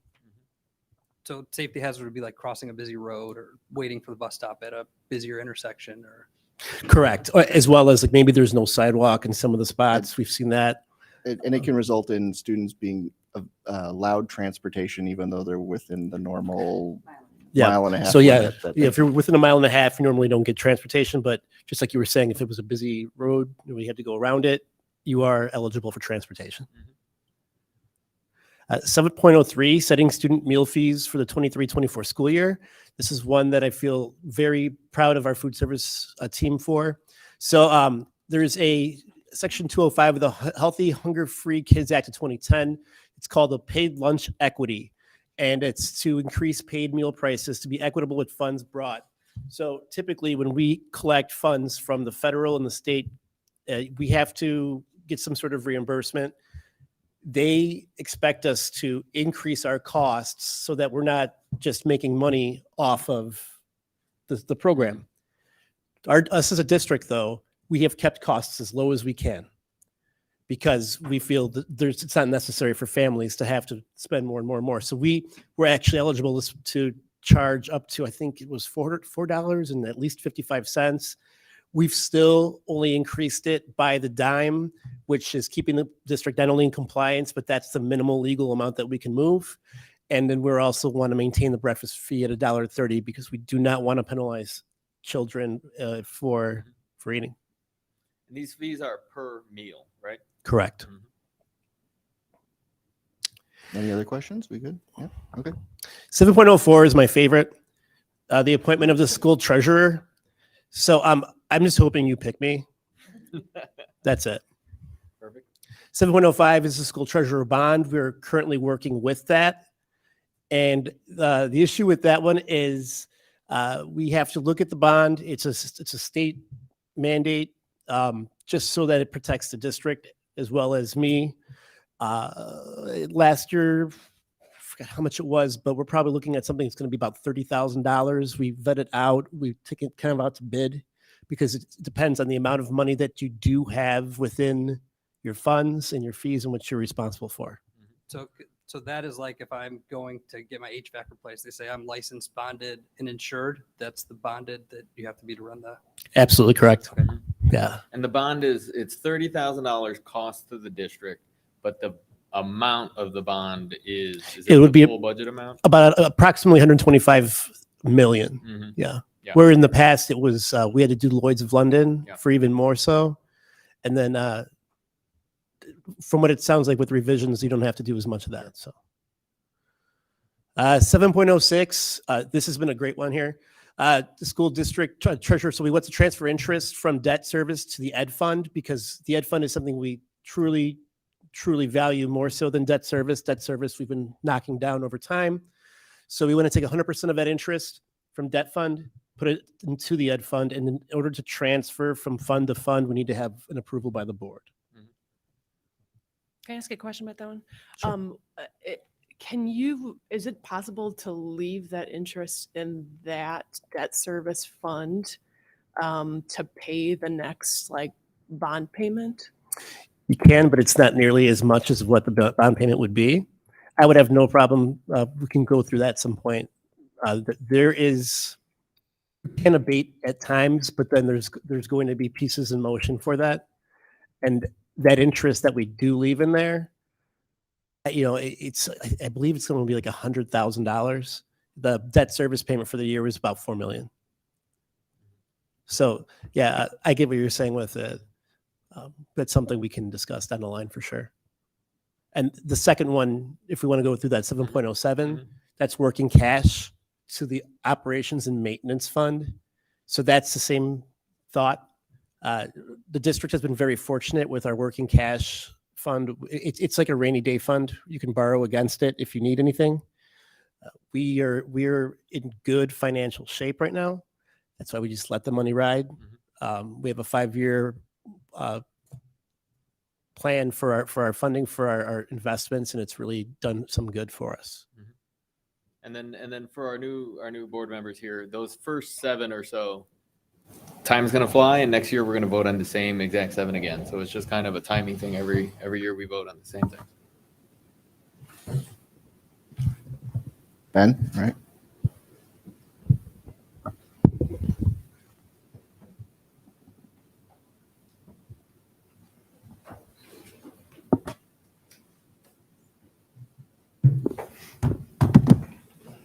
The final item here is about the district's update to our district phone system. So I've shared a couple times this year that we are now in the process or about to start a process of upgrading our phone system. So I'm talking about the phone that's right back there on the wall across the whole district. The current system, I've been in the district for 10 years. The current system predates me, so it has been a while since we have updated our phones. We are past support. We are we're really at end of life of our devices. So this is on our roadmap. This is in the budget. We're looking at updating all phones in classrooms, phones at the offices, phones here, such as those. So all the phones across the district. We currently have an RFP out, so we're gathering proposals. And Kathy Savage is here with me because she's brilliant. So she'll have all the answers if you have any questions about the upgrade and what we're looking at. One other piece, timeline-wise. So our RFP closes on the 12th of May. So we'll receive our proposals. We'll be able to evaluate those. We'll then go to the Finance and Facilities Committee meeting to share an update about the proposals that we have received. Then our intention is to come back at the June meeting for action on this project because we would like to conduct it over the summer when people aren't in the buildings and have it ready for staff in the fall. And just for clarity, and I'm asking because I've been recently in projects where we actually completely getting rid of some of the physical phones in my company. I mean, it's technology that is outdated by itself. And I've been part of those RFPs and debates. Sure. Why do we need phones in classrooms? It's a core part of our security to allow staff to be able to communicate with the office, for staff to be able to make contact with families. It's a piece that's very important so they don't use their own phone. One of the pieces that and one of the features that will come with the new system, it will have a software option. So in the event that staff, if we have an e-learning day, if we have something where staff are at home, they can still use the number that comes from their school classroom number, so they don't have to use their personal number. We had a service that we subscribed to during the pandemic that allowed staff to do that when they were working remotely. This would be part of one of the feature set of this piece. But to have a physical phone in the classroom is a very important part of our staff to be able to communicate. Similarly, are we doing an analysis, not necessarily to take the phones out of the classrooms, but to reduce, like we have 3 in this room right now. And is that necessary? So when this room breaks down, this room becomes 3 different rooms. And in that case, if you do a teleconference call, if you have interviews, you do need a phone in those rooms, yes. So we will look at the phones. We also have an offsetting cost. We currently, we have about $87,000 in services that we pay. So this RFP and the updated system will also offset a number of those costs. We won't need those anymore. Once we have the proposals, I'll be able to share exactly what those numbers are and where those offsetting costs are. I don't want to project right now because we don't have those proposals in. I don't want to share misinformation. Ms. Savage, I'll ask you a question too, since you can. This nice. Would be just the actual equipment. Does it include installation? Does it include support? Does it include what's part of the price tag that we're paying?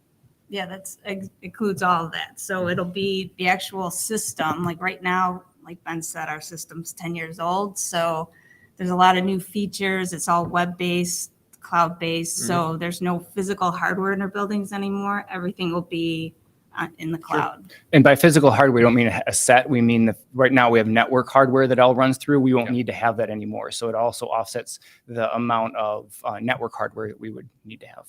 And speaking to having phones in the classroom, is a good question. We also identify lines for E911 actually to the physical room now. So. And I'm not saying it's a bad thing. Morel, you had a question? Well, I just want to make sure I understand. The phones are still working. correct? Correct. So they're old, but they're working. Why are we changing them just because they're old if they're working? And so there are a number of features that we don't currently have with our system, like I mentioned before, about being able to access them if you're not in your physical space. They're also end of life, so as they are failing, we cannot get new devices as they are. We also pay an increased contract because they're end of life. We have a higher level of support, so we pay more because they're outdated. So it's the time now to refresh them. Thank you. You're welcome. One last question from me, because we're in an RFP phase. That's the right time to actually ask about that.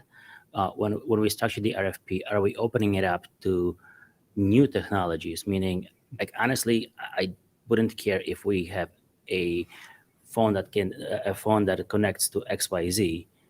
It's more of are we able to connect to a person, right, or to whatever we need to do? And good example of this is, I mean, you have a lot of voice over IP and other services that basically got rid of all of our home phones. I don't have one at home. Right. I never will again. So I want to make sure that I'm curious if we structure the RFP in a way that we're not limiting ourselves.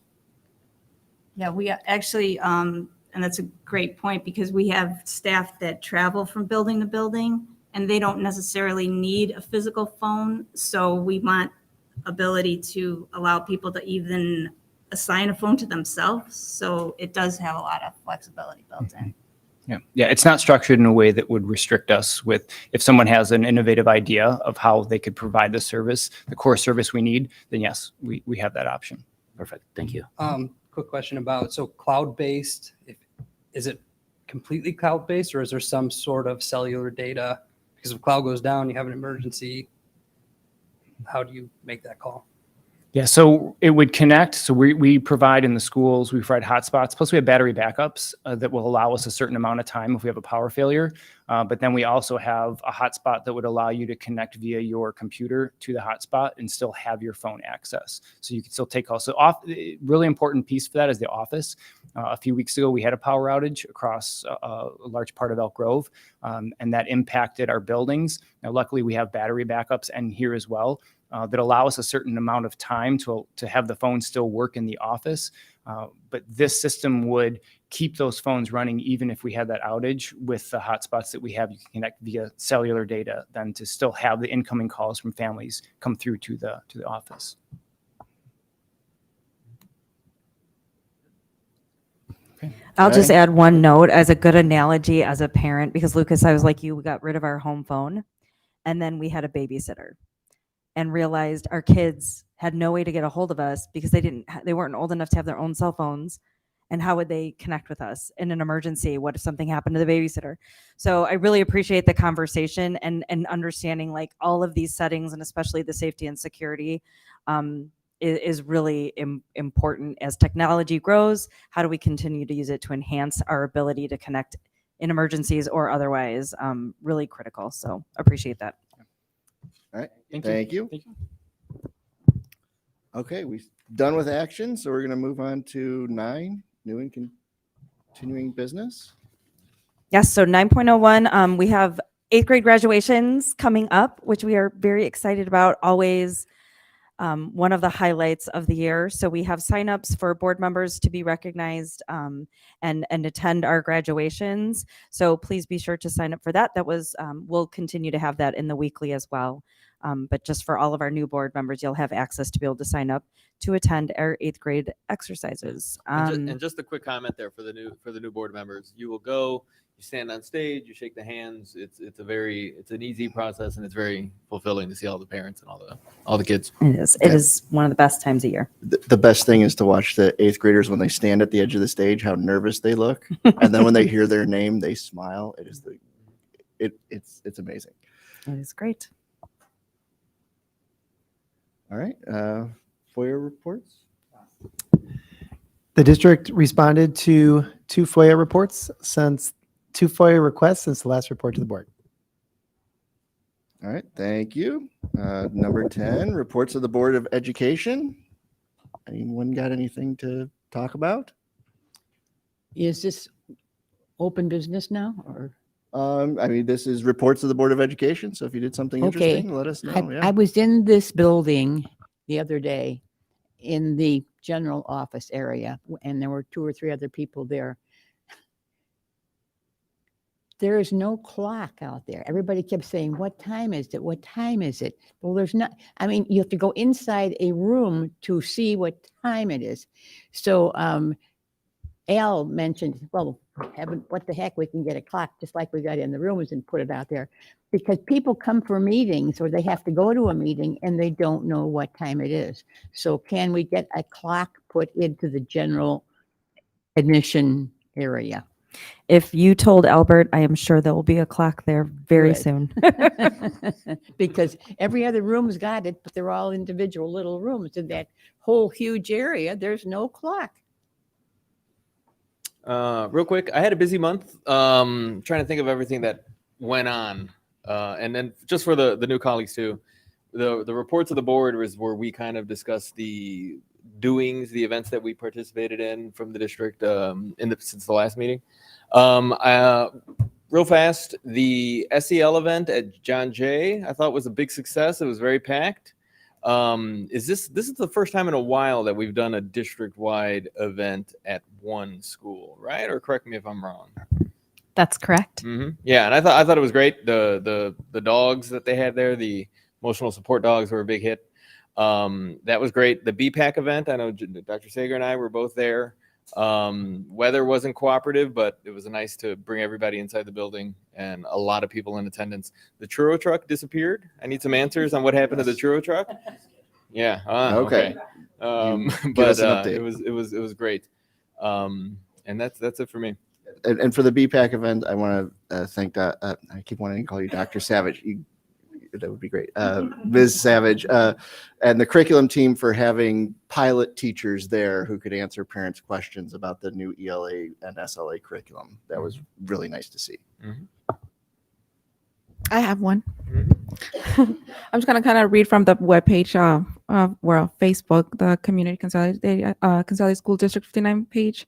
I was at Arbor as for Arbor Day with Terry at Robert Frost Elementary, where we got planted a beautiful tree. It's gonna bloom. I don't know. I forgot the name of the tree, but it's gonna bloom like something similar, like to tulips. They're mini tulips on the tree.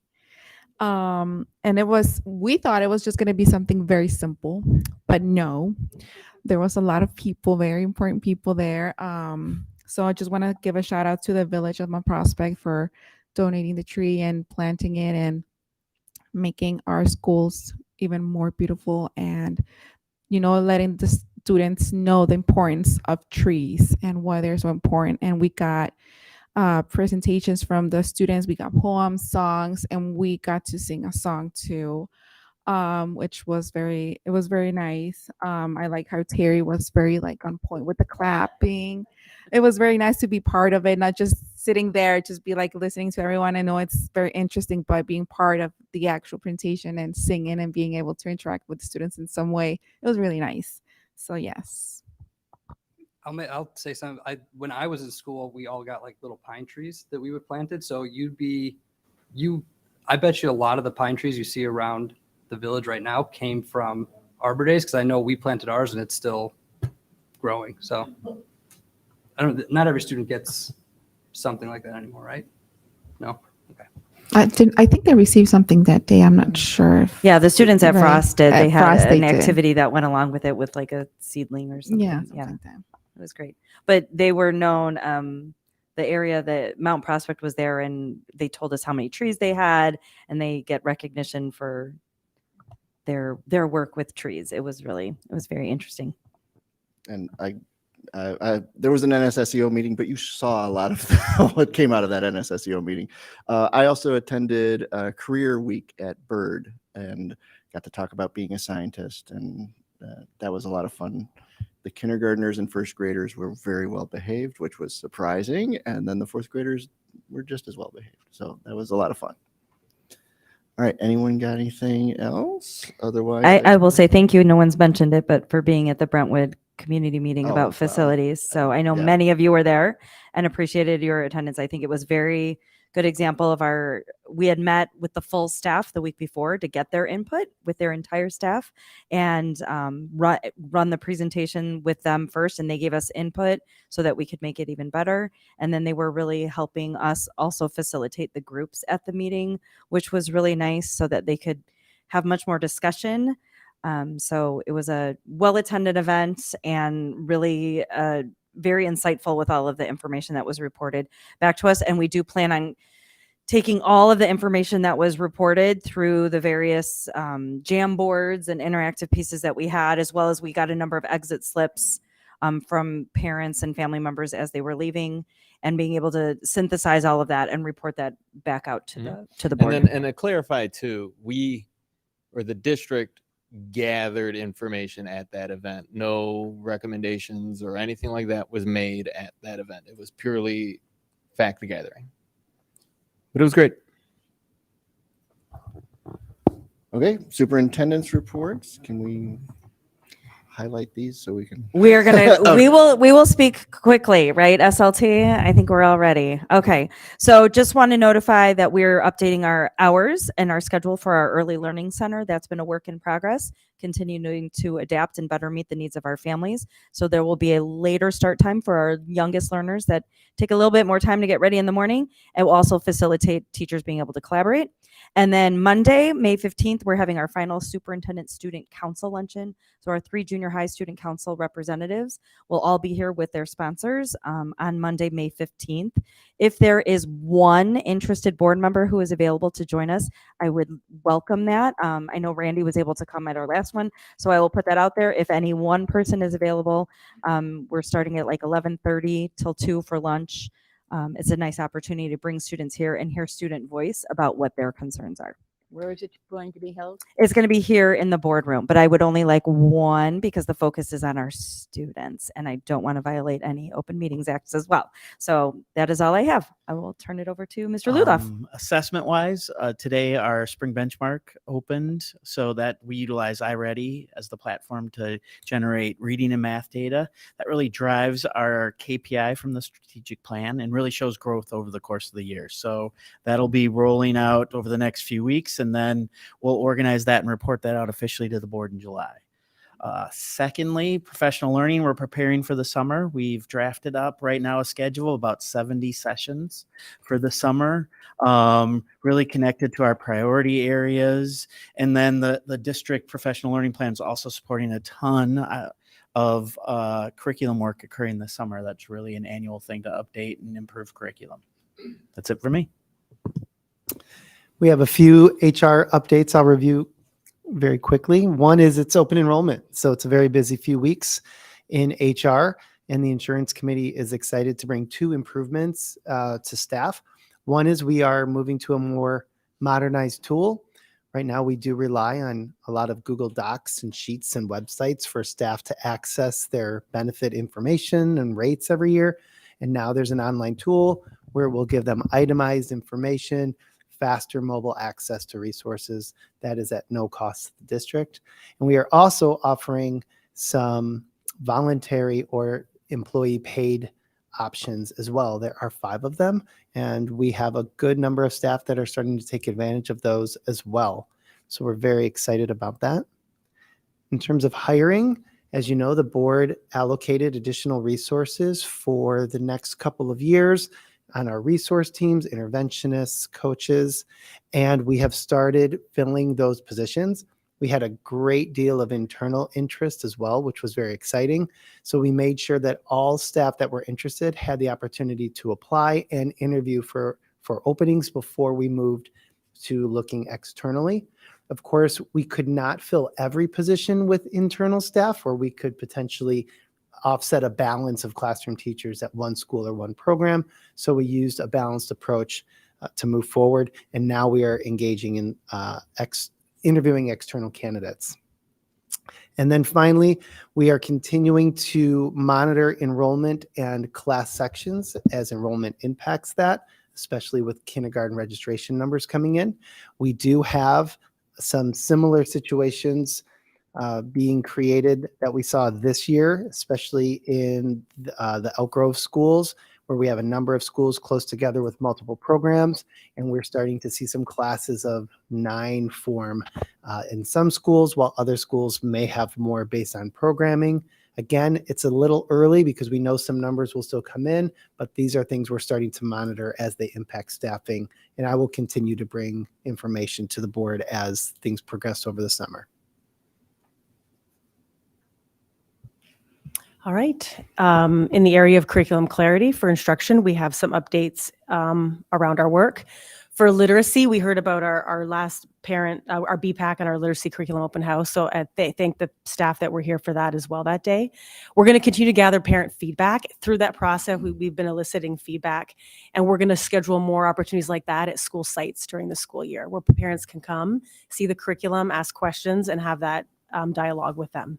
So we are also working through our math year 3 implementation plan. So that is starting next year. Working through the key focus areas for that will be formative assessment to inform practices, really with an emphasis on student engagement with the math curriculum and using math thinking and academic language. So that's shifting a little bit from our last 2 years. Our social science teachers at the junior high are finishing up their pilot this year, and they're going to continue in the fall with the second core resource, which is HMH Social Science. They're currently in Savis, My World. Both resources will be on public display in August. So that will be our public viewing for those two. And then that component will be finalized probably late fall next year with social science. Science will begin their council in the fall. Our world language department has been piloting this year as well, and they have made their selection. So next month at the board meeting, we will be bringing, Dr. Perdomo will be here to share the process, the key features of the new curriculum that we are going to be recommending. So our teams have selected Carnegie as the publisher that they're working with for all of our world language courses for Spanish speakers, Spanish and French. District 214 has also been piloting this spring, and they are going to be recommending a variety of Vista and Carnegie, but we're very excited about the Carnegie for Spanish speakers, because that will really allow for some positive alignment with our district, especially around the Seal of Biliteracy pathway at the junior high.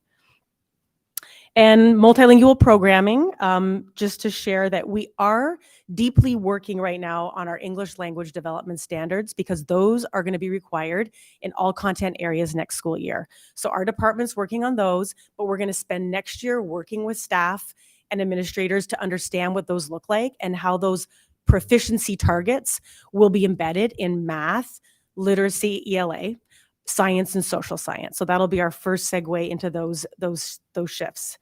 And then our Polish dual language audit was received. We have looked at that audit. We shared it with the board in our last update, the full report. And our next steps are we're going to be meeting with our Polish dual language leadership team at Claremont. And Dr. Perdomo shared that audit in its whole form to the principal, Ms. Farfan, and she's also going to be sharing it with staff. I think she might have shared that today or tomorrow so that staff can look at it and review. But we're going to be unpacking that just like we did with the Spanish dual language audit, looking at all of the key components of that audit, which is from the Center of Applied Linguistics, and create a 3-year action plan. So what are the steps we need to make to improve that? So those for are the benefit of the new members, could you share it with us or let us know where we can? We will get, we'll absolutely share that. Yep. Yeah, and can I just get a clarification? Are the new board members, are their emails active as of now? Yes, I had the chance to meet with 2 of the 3 and hope to meet with the 3rd this evening, and they have access to their email and their Google Drive and all of their docs. Okay, because then I would request you repeat it in the Friday update that they'll see on Friday to get the same information. I'll put the audit again and the update so that you'll have it this Friday. Was it in the report? I didn't see it. And I'm looking. There was at a the link to it. Yes, the link to the full report's there. In the May 5th one or April I think it was 28th? April 28th, Friday. I'm looking at it. I don't see it. Yeah. I did see it, but I'll I'll look put for it, it. yeah, it should be in there, and I'll put it again. I'll Send- put it send it again. again. Yep. Yeah, I'll just put send it again to for everybody, then we're all on the same page. Yeah. Thank you. Thank you. All right, for the inclusive learning environment, our updates are about resources. Our junior high SEL review committee has been looking and researching different resources for social emotional learning during the course of this year. Their goal is to really streamline the process for our junior high teachers so that we have a clear way to teach our mandated units of study in the state of Illinois, as well as meet our social emotional learning standards and provide time for responsive lessons based on student needs. So they are looking at two main resources that would be of high interest for students and also easy for staff to access and utilize going into next year. In relation to math and literacy intervention, we had many new resources that we began using this year for both Tier 2 and Tier 3. We've been gathering input from our interventionists throughout the year on how those resources are being utilized and how effective they are. We will be continuing with the resources that we brought in this year, and we will also be fulfilling some additional needs in our continuum, specifically in Tier 3 math using Number Worlds, and in Tier 2 reading with Read 180, which is a step up from our current System 44. So as students graduate from System 44, they can then enter into a similar program, Read 180, to continue to have their intervention needs met. So our staff have done an absolutely outstanding job this year with new resources, new programs, new instruction, and new structures, and providing input to that process throughout the way so that we continue to make good decisions in our intervention resources. We are now focused at all of our schools on evaluating the success of our students that are receiving intervention so that we can start off next year strong with documented plans in place for all students who are in need. One quick piece from the communications department. We are looking, Mrs. Pullen and I am looking at her because we have had some conversations about the process for how we create our board agendas and all the packets and the associated materials. We're looking at a new system called Board Books, which would allow us to be much more efficient. It would streamline the workflow. It would allow us to share things during meetings easier with the presentation.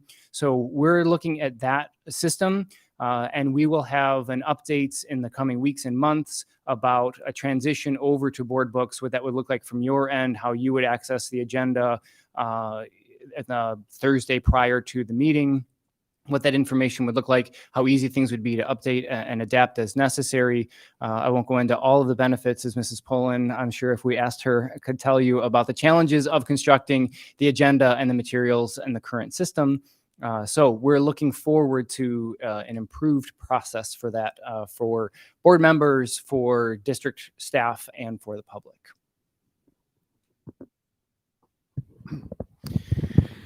And the last, with the wonderful information here with the state budget, just so everybody knows, the state's Commission on Government Forecasting and Accountability has decreased the current year budget forecast by $728 million, erasing much of which was a once predicted surplus from Governor Pritzker.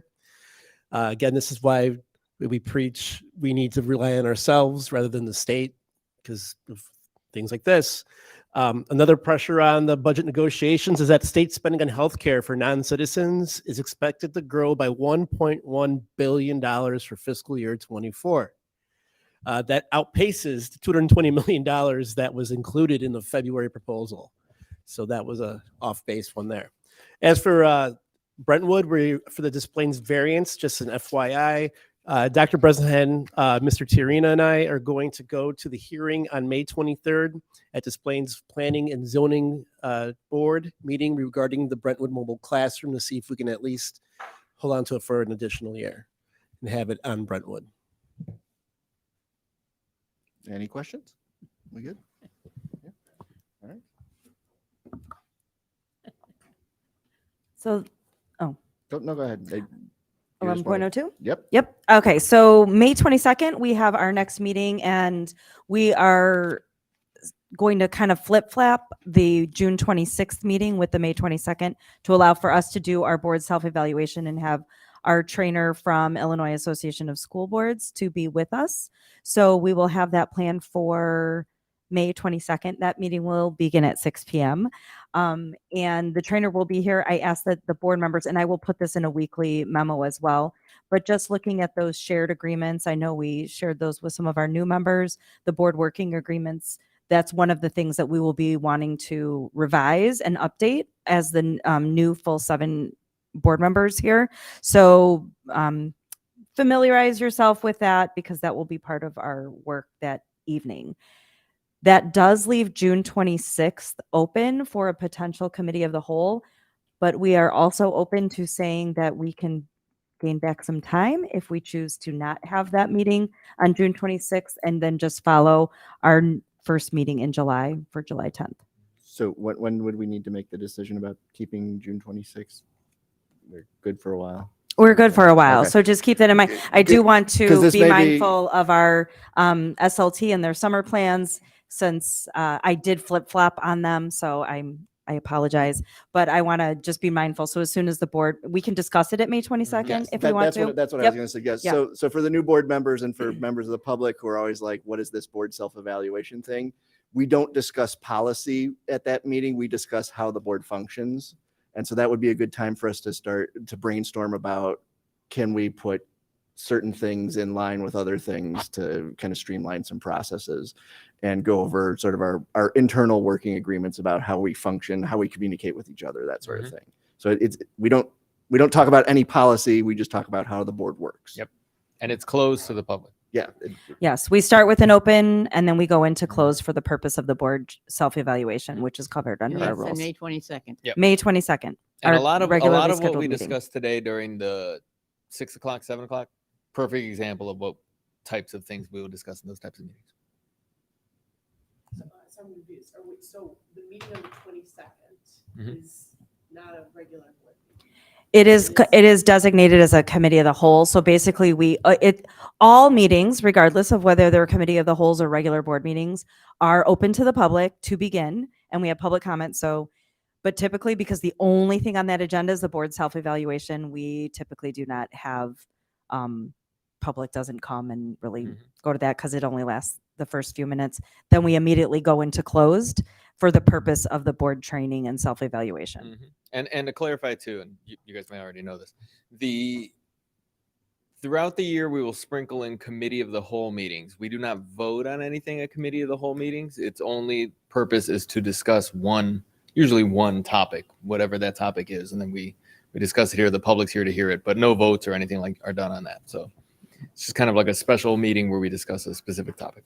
So there will be public comment and then you will go to closed session. On May 22nd. Okay, so if we wanted to discuss something on May 22nd, could that be added to the agenda after public comment before we go into closed session? It is not a regular board business meeting, so I would say typically no. But that doesn't mean that it can't happen if the board agreed to that. And that meeting's at 6 p.m. That Yeah, meeting but is it's still, still yeah, 6, until yes, we get 'cause to it's the July. Yeah, that one will be at 6. And actually, if I can change my vote, I'd rather come at 6:30 than 7.